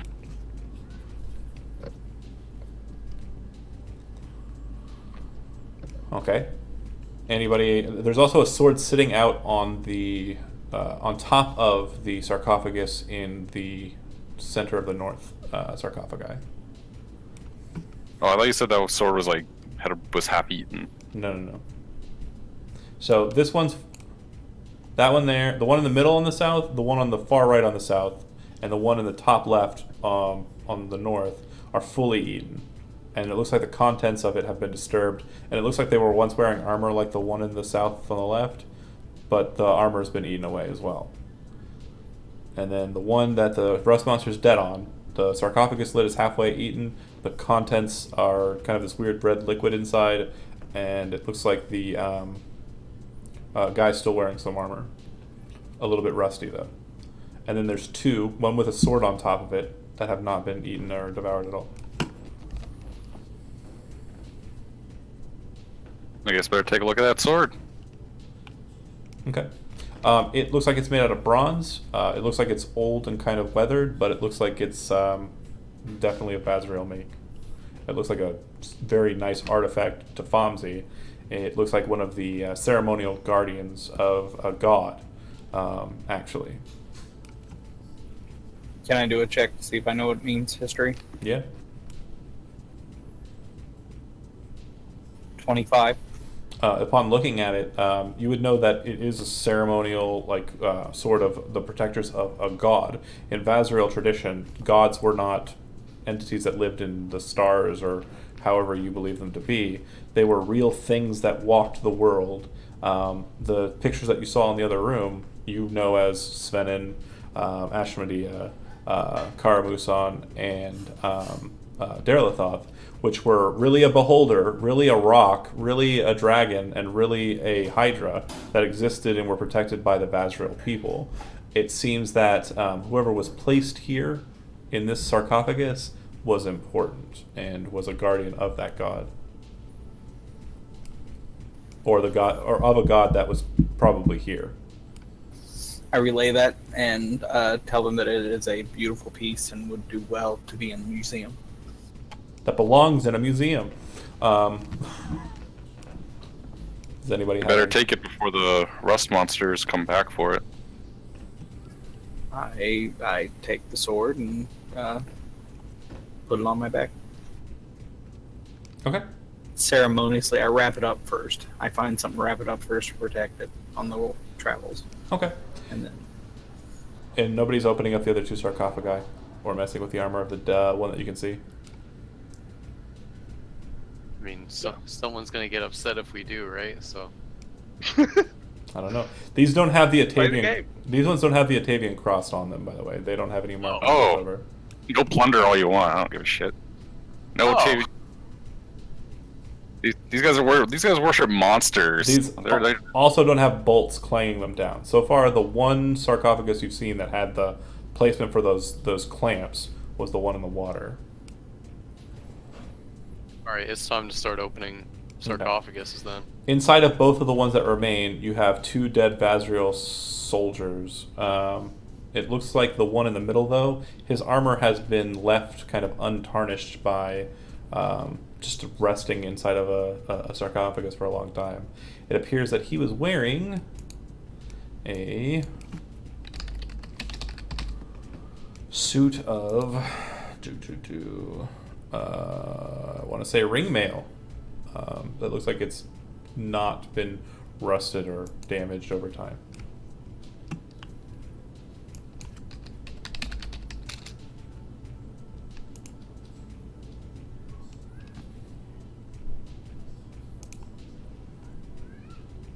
All right, and the other one's guy's armor is basically rusted a bit, but yeah, ringmail looks like it's possibly very expensive and very historic, and also it doesn't seem to be tarnished, so it might be enchanted.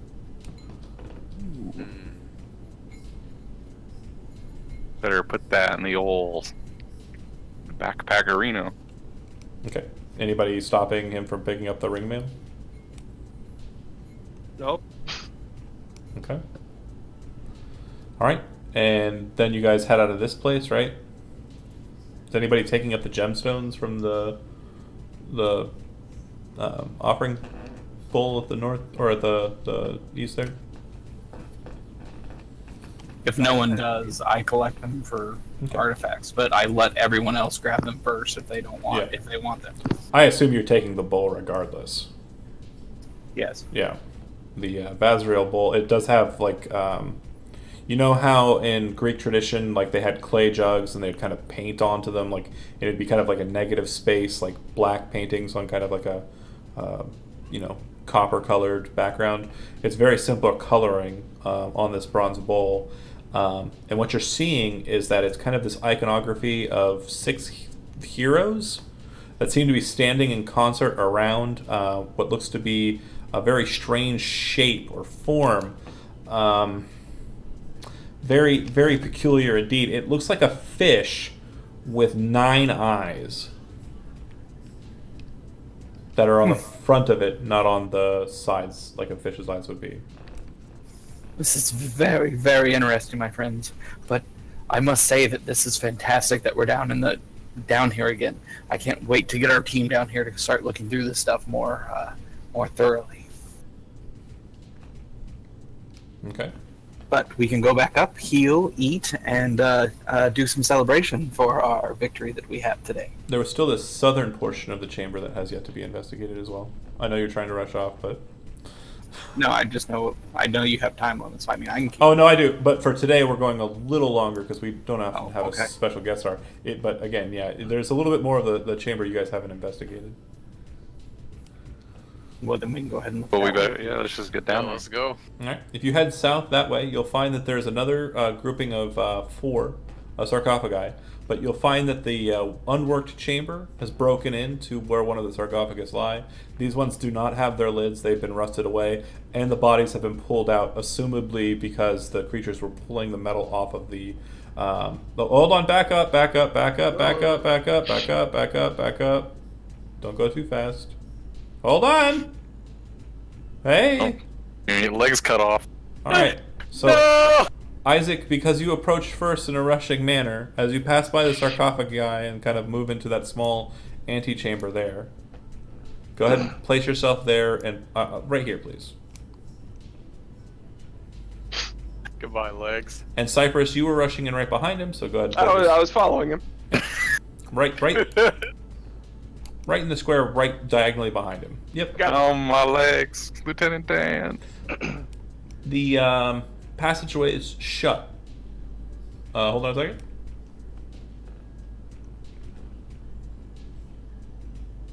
Bear with me here. Fonzie and Lazarus, you guys watch as a metal sheet drops in between you and where Cypress is located.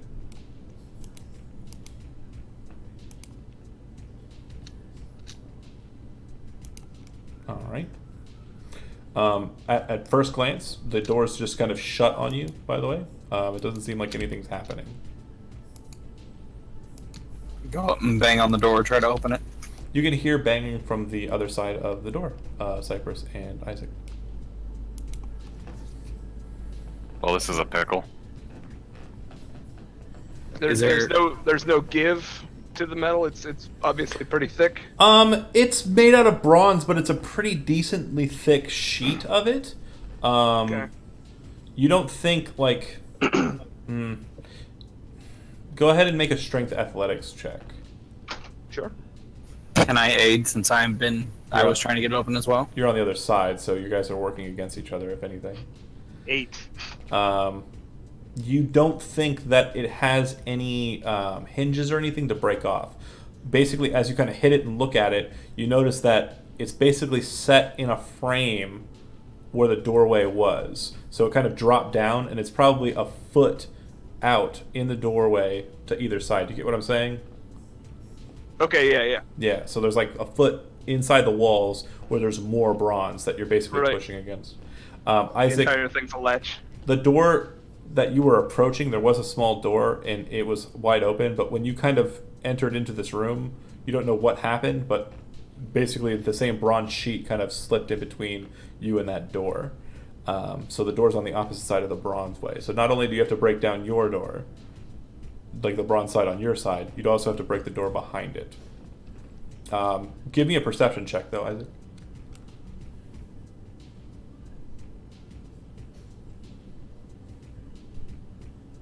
A solid 4. You saw nothing in the room as you were approaching it.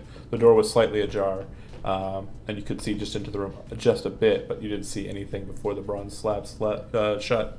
Okay, from the outside, you guys see the door slam. I'm going to go ahead and give you guys your opportunity to inspect and see what you can't figure out. I was trying to get it open, so that's what I would have been inspecting. Okay, so you're going to go ahead and make a strength athletics check.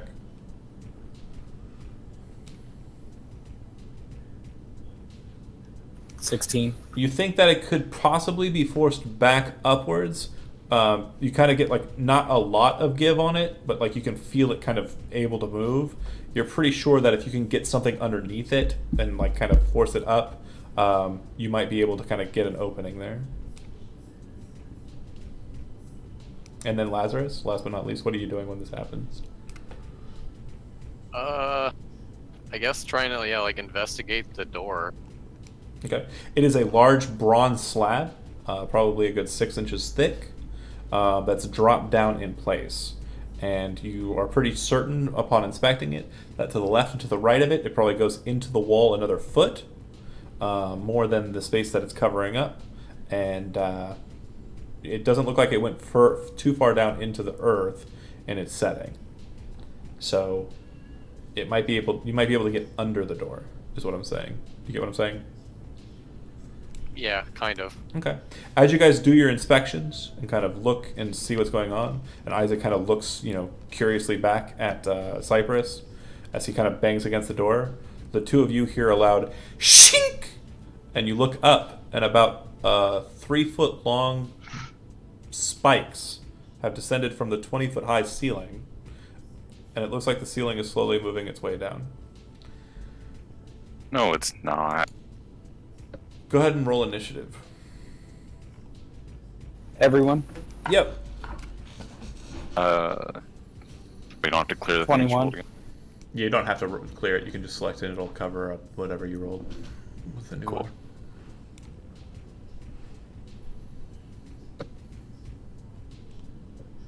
Everybody good? Yeah. Alright, so at the end of the initiative round, the trap will take its turn. Fonzie, you hear a strange mechanical something coming from the ceiling, kind of above you and into the chamber. And then there's the bronze door, of course. What would you like to do? You definitely know something's going... I'm sure one of you two is probably going to let out a... Table talk is fine.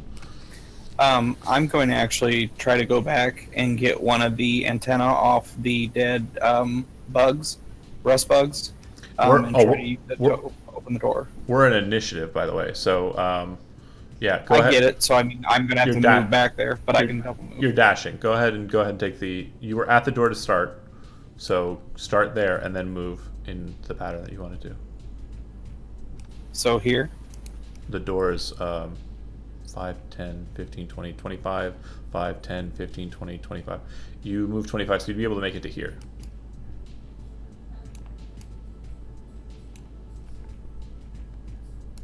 Said here? Yeah. I couldn't see the click.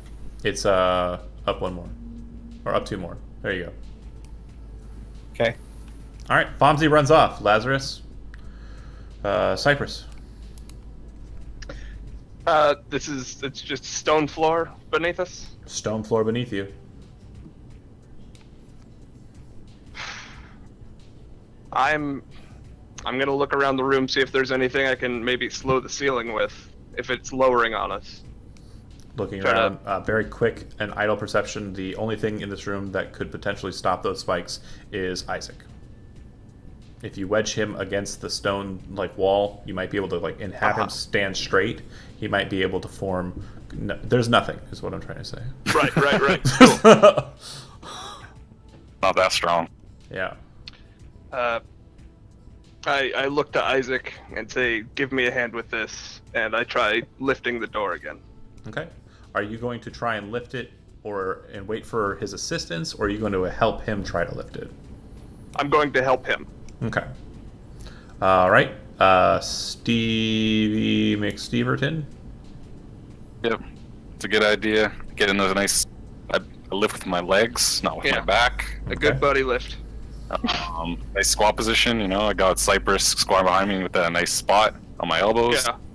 Let's do it. Let's rock and roll. Okay. Go ahead and make an athletics check with advantage.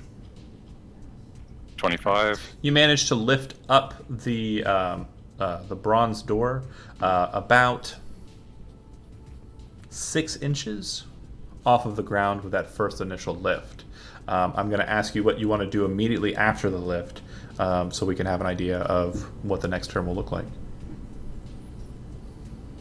Continue to lift. Lift it right over my head Okay. until I'm out of juice. So no changes to your grip. Got it. Lazarus, you see a small opening appear at the bottom of the bronze door. About 6 inches off the ground. Is it enough that I could like misty step inside the room? Yeah, sure, if you want. Ballsy. Well, like I mean, We die as a I- team. I don't know, like You the could- ETA for the spikes to come down, but did they? Like, Just lift it from your side. dude, I'm a wizard, man. Okay, so we're gonna go based off of what you said. We're gonna go with what you first said. So you cast Misty Step and appear on the opposite side of the door. Yeah, okay, and I wanna. You see that the spikes are descending down. You're pretty sure that you probably have about 12 to 18 seconds before you're impaled. I want to look for a way to stop it. Like, if it's a trap, if it's a puzzle, if there's a mechanism to halt it. Make an investigation You know check. what I mean? Okay. Okay, you're pretty sure if there was an answer, you would have found it outside, not in here, because it doesn't look like the mechanism is visible because it's behind the spikes descending on you, not visible from inside. Okay, and that was your action to investigate. All right, Fomsy, you're taking another movement and then getting to the rust monster, correct? 5, 10, 15, Yep. 20, 25, just around the corner to the left. Yep. And then you're going to use your action to basically remove an antenna from it. Yes. Okay. Good deal. Wilburton, are you Yes, sir. continuing to assist the paladin in his lift? Yeah, we're just gonna try to get it a little higher. Okay. All right, Steve, go ahead and give me a strength athletics check, please. All right. Oh no. I need you to, Cypress, not Isaac, to make a dexterity saving throw, please. Where did I put it? 11. All right. As you guys are lifting, and before you kind of get like a solid position, Isaac kind of looks down and thinks that he can kind of catch the lip of it and kind of lift better that way. But as he's doing it, he's shifting and he's not really allowing for you to do it. But you see what he's doing, so you reach down to do it, then you move your hands away really quick because you realize that because of that shifting, the two of you at the same time, it caused it to drop suddenly. There was no communication. You watch as Isaac's fingers are crushed underneath the lip of it, and in a way that allows him to slip his fingers out. You take 6 points of damage as your fingers are crushed underneath the door. How? It hurts like hell. You're pretty sure you broke one or two of them. Yeah, I don't know. I don't think I'm gonna be able to lift it again. I'm not gonna be able to get a grip. Okay. Lazarus, you quickly realize that you are now no longer able to get back out of the chamber. What would you like to do? Welcome This- to here. Facepalm after I witnessed this guy crush his fingers. I honestly don't know. If there's no mechanism in here, like I'm not gonna be able to lift a door. Is the ground diggable, or is it solid stone? You're pretty sure, I'm just taking a look at your spells real quick, trying to give you some assistance, but you're pretty sure with your spell repertoire there's nothing that you can really add to what's going on here. Feels bad, man. If you'd like, you could try to assist in the lifting. That's certainly something. Yeah, it's the only option I have. Okay. As you guys kind of look up, you see that from the 20-foot height, it's descended about 5 feet in the time that you haven't been paying attention. During the next turn, it'll be 10 feet above you, and during the next turn, it'll be 5 feet above the ground, which means it'll be impaling you at that point. All right. Wilbur, or Fonzie, rather. You've got the antenna in your hand. You've got it, and you're going to go ahead and take the dash action straight down, which should put you right here, I think, all the way at the bottom of the chamber. Right there? Further down. There? No, like at the turn. Okay, there we go. Okay. No. Down further. At the turn. Yeah, there you go. Right. You see that Lazarus has disappeared. Oh no, back. My stuff is lagging. You're at the corner. Yeah. That's where I was before. It looked like you weren't. I'm sorry. I'm sorry. All right. Wilbur. Yeah. You're pretty sure the next turn is kind of the last one. Well, one of the last ones. What would you like to do? I am. One moment, I apologize. Yeah, I'm going to beast shape into an ape. Okay. Are they large size or medium? They are medium. Okay. And try with everything I've got to lift that door. Make a strength athletics check. This is. Can I just roll the strength and then add the athletics because it's +5 for an ape? Yeah, just roll strength, or well, it's +5 to the bonus. Just roll a d20. Roll a d20. Thank you. We'll add 5. 17. Okay. You managed to get it up to 6 inches off the ground. There's now an open window again, available for you present. All right, Steve. Another thing you notice too, Steve, as you're kind of like in pain and everything's kind of feeling like a bit stranger right now, and the sounds are getting like heavier. When he lifts it up to that 6-inch point, you realize that there's a clicking sound. Like you can only lift it so much at a time. Like the mechanism inside the door is also resistant to it being opened quickly. Okay, so it's probably more effective that we each try to lift it instead of one person doing it. Yep, and you now have an open venue to kind of put your fingers underneath and lift up it again if you'd like. Yeah, I'm just gonna fight through the pain, just whatever. Give it all I got. I was gonna say, we can get it up at least like a foot or something, maybe I can wedge my sword in there, and then we can crawl underneath it. I don't know. But yeah, let's try to get it up another 6 inches. Okay. 17. You heft and you get it up another 6 inches. There's now 12 inches of clearance off the 12 feet. That'd be great. 12 inches of clearance off the ground. Looking at it, Kevin, you're not like the largest person ever, and you're kind of tall and lanky, but you're not like thick or anything. You're pretty sure that if you got down between them and very quickly scooted through, you could get out no problem. I do exactly that. I'm out here. Okay. Just do me a favor and make me a dexterity acrobatics check. 24. Nimble, like a snake, he gets down on the ground and slips between you two and out of the door. You are on the other side of the chamber. Fonzie, you see Lazarus appear from a 12-inch gap between the door. I'll move you to the side. Hold on. Thanks.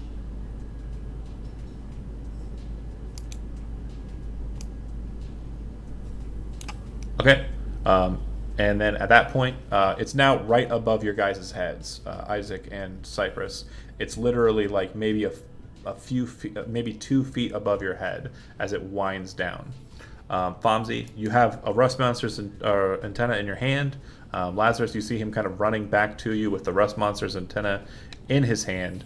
You can make it to the door with it to touch it if you'd like. I will do that. Okay. The second you touch it, a small patch are you touching it basically where their hands are or up higher? Where No, I want to make sure they had. I don't want those grips to break. where their hands are. So So- I want to make sure it's higher. Up a bit higher, and you see that it's rusting a bit, and it's kind of causing the outer layer to kind of rust up. You're pretty sure that if you took a hammer to it, it might chip it away, but you're pretty sure this is going to be a slower process than you might have envisioned. Well, can I use inspiration to shoot it with something? I mean, if No. you want to shoot the door, it might help, but no, With some you feel like acid? if you hold the rust monster's like thing on it for a while, it might get the effect that you want. You're pretty sure it just doesn't happen immediately upon touching it. There is rust present, but it hasn't rusted the whole thing through. Does that make sense? Has it Yeah. taken any weight away? Out of character note, a rust monster's like damage. If I were to hit his armor, it would reduce his armor from the armor by 1. And if I ever got it to a 5, then it would be fully rusted over. All right, seemed like a good idea. So, I liked it. yeah, same thing for a sword. In time, it'll rust it over. And for the door, like 5 turns, it's going to rust it just fine. But as we might understand, it's now Cypress's possibly last turn. You are not small enough to fit through the 12-inch gap. What would you like to do? Cypress is going to try to lift it as high as possible and get Isaac out of there. Okay. Go ahead and make strength athletics check. Let's do the 20 again. Mm-hmm. +5. 16. Good enough. You managed to 20. lift it up to a height of 18 inches. Pretty high. Not high enough for you to kind of get under at all. But yeah, close enough in standing. All right. Steve, you realize that you do have an opportunity to get out at this point. Do you want to, and you do see that there are 2 other people standing at the doorway, possibly making it difficult for you to get up in that space. You sons of bitches. It'd be possible for me to like crouch underneath, but as I'm doing so, I want to put my sword, like and wedge it under the door, hopefully to buy him a second, so that maybe he could turn into a mouse and get under it before it crushes it. Like you see, know what I'm saying, right? I get what you're saying. Basically, it's at a height of 18 inches. You would, if you put your sword in, you'd have to put it in either handle first or blade first, and you'd be setting the pommel in between that space, not your blade. Do you get what I'm saying? Yeah, like I want to crouch under it and then leave my sword wedged behind. Because if you just put your sword in like in anticipation of it falling on it, you're pretty sure that if it falls, it's going to crush your blade. Yeah, no, it'll have to be like a diagonal, like wedge. But Okay. I know he can become a smaller creature, so even a small space should be enough. I get you. Okay, so then you're going to crawl through, get to the other side, and kind of try and muster that positioning. For my sanity, just make me a just make me an intelligence check. Do I know the physics? That's the key. I don't. Unless someone has inspiration. You wedge your blade in there. All right. Lazarus, what would you like to do on your turn? Looks like you guys are all out except for the druid, and you guys are in a precarious situation where you're all kind of clustered in against the door. It almost looks like there's no way, if he could get out, he'd be able to get through. All of you people standing there. I yell at them. I have a pickaxe that I can try to put in there. It would be about 18 inches wide. I don't have the strength, so I shout words of encouragement. Don't worry in there. We'll get you out. Do you stay at the door? I guess I back away a little Okay. bit, give them some space to work. All right. At this point, Cypress, you'll be taking a total of. Uh-oh. Well, let's see. It's descent down to a point where it's now 5 feet off of the ground. The spikes are Right. basically if you're 6 feet tall, right? It's an ape, I don't know. I don't know. Let's see. Hold on. You're not standing on full height. Let's find out. Googling. Yep. Average ape height. Let's say it's a gorilla. Like a silverback? Yeah. I'm guessing like a good... Yeah, 4 to 5 feet it says. Okay. Oh, 6 feet tall. No, 6 feet tall. It's... Yep.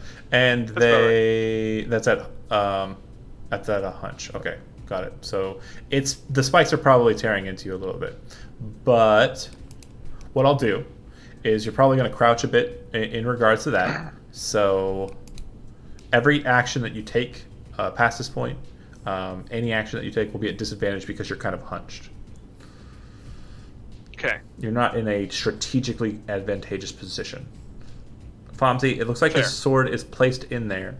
You're not sure if it'll hold or not, and you won't be able to identify that he fucked up his check unless you're going to specifically focus on that. But it does look like he's put his sword in. Do you want to shove your miner's pick in just to add to the effect, or are you going to do something else? I was looking at Earth Tremor and Shatter. Neither of them will do anything. I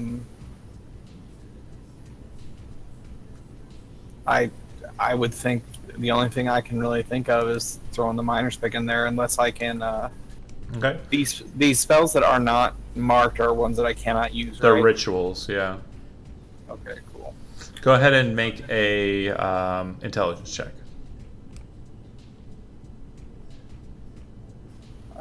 Oops. 4.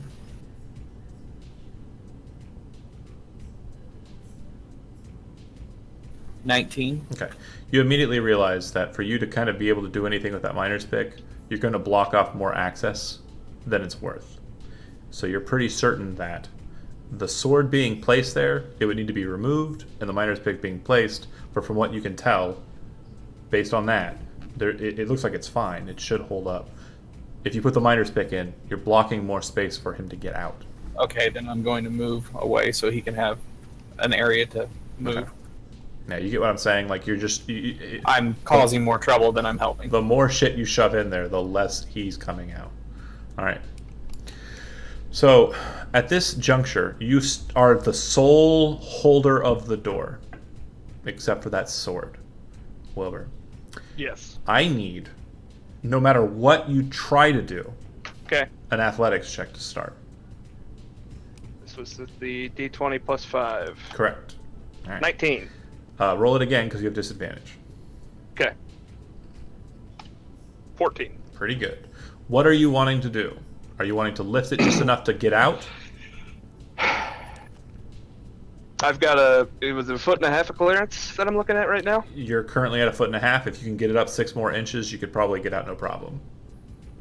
Like, basically get down, bench it, and then pull yourself out. Sure. I don't have enough time in one turn to transform into another beast, do I? If you take your action to do it, you'd basically be granting... what do you want to turn into something small and rush? Yeah. Okay. Yeah, if you want to try that, is that what you want to go with? I think that's a safe bet. Okay. Go ahead and make a dexterity... I trust them. Make whatever your new form is. Make a dexterity saving throw as it. Okay. We are going with a weasel. Okay. Adorable. This is a +3 to dex. Believe. 13. You see him get down, lift up, and as he does so, he kind of gives Isaac a look, turns into a weasel, and like shapes himself forward out of the hole. As he's doing so, the door slams down, and you said you had wedged the blade in to kind of halt the door, right? Yeah.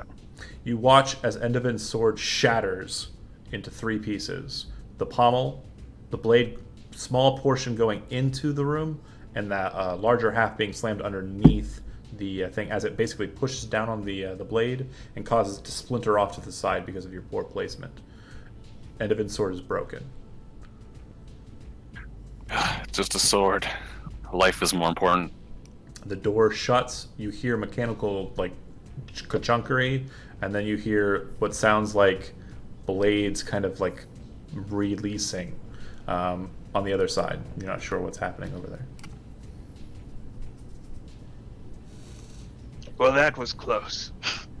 You're pretty sure, looking at these steel, or this structure here, Fonzie, that it might reset based on what you've seen, but you're pretty sure that if it resets, it's going to open the doors after it's resetting, unless before it resets, I'm going to go out and use the antenna to start rusting it away more and try to get rid of the door. Okay, you rust it to a point where it's completely rusted through and allows you to enter in. Like you can kind of easily move it aside or get a hole through it to kick out.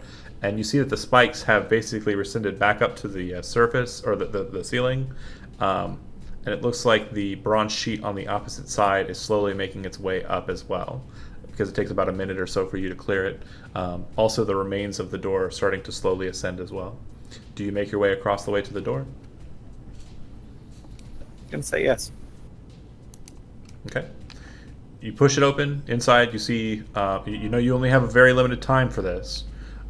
So I'm just going to ask you guys each what you want to do. One time only. And I'm just going to tell you what you see. There are a total of 5 sarcophagi. One looks like it's been, a sixth one looks like it's been crushed over with stone that's fallen in. It looks like these sarcophagi are closed with bronze lids, and they haven't been eaten at yet. In the center of the room, this larger chamber, there is a pattern etched into the stone on the ground. Fomsy, you recognize it immediately as the phases of the sun. Or not the sun, the phases of the moon, which you saw in the other portion of this temple. Inside of that circle of moons, sitting on the ground, kind of in a small stone marking, is a glass jar with a bronze stopper or lid on top of it, and settling inside is something that's kind of moving and kind of glowing. All right, so we'll assume that Isaac's the first one in. 5 sarcophagi and 1 jar in the center of the room inside of a circle of phases of the moon. What would you like to do? Sarcophagi, they have any markings or anything on them? None. Alright, I'm just gonna let Fomsy do his thing. Okay. Just wait and watch. If everybody's okay with Fomsy picking up the jar, we'll just say he grabs it and you guys rush back out. Nobody's going to investigate sarcophagi, right? No. Okay. Fair. You grab that and head back up to the surface. And as you guys are exiting out and light kind of hits the jar, Fomsy, you very quickly realize that the contents of the jar, it appears that there is a fairy inside of this glass jar with bronze lid, sitting trapped within. I'm going to say that's where we're going to end it for today. Can I give him as a present, since he lost his sword, the bronze sword, and say that these were amazing weapons back in the day? It can be something that you can at least use to protect yourself until you find something that you like better. You would personally know, and he would also know, that an iron sword would best a bronze sword any day of the week. It has more historical function than it does. Okay. Cypress, if there's time allowing in the reset period, Cypress would want to gather the pieces of the broken sword. Okay. Yeah, perfect. Out of gratitude. Okay. You have the pieces of Endovin's sword. Okay. And I'm going to go ahead and kill the stream, and we'll go ahead and pick up from that next week. Thanks for sticking around for longer. We did run a little bit longer today.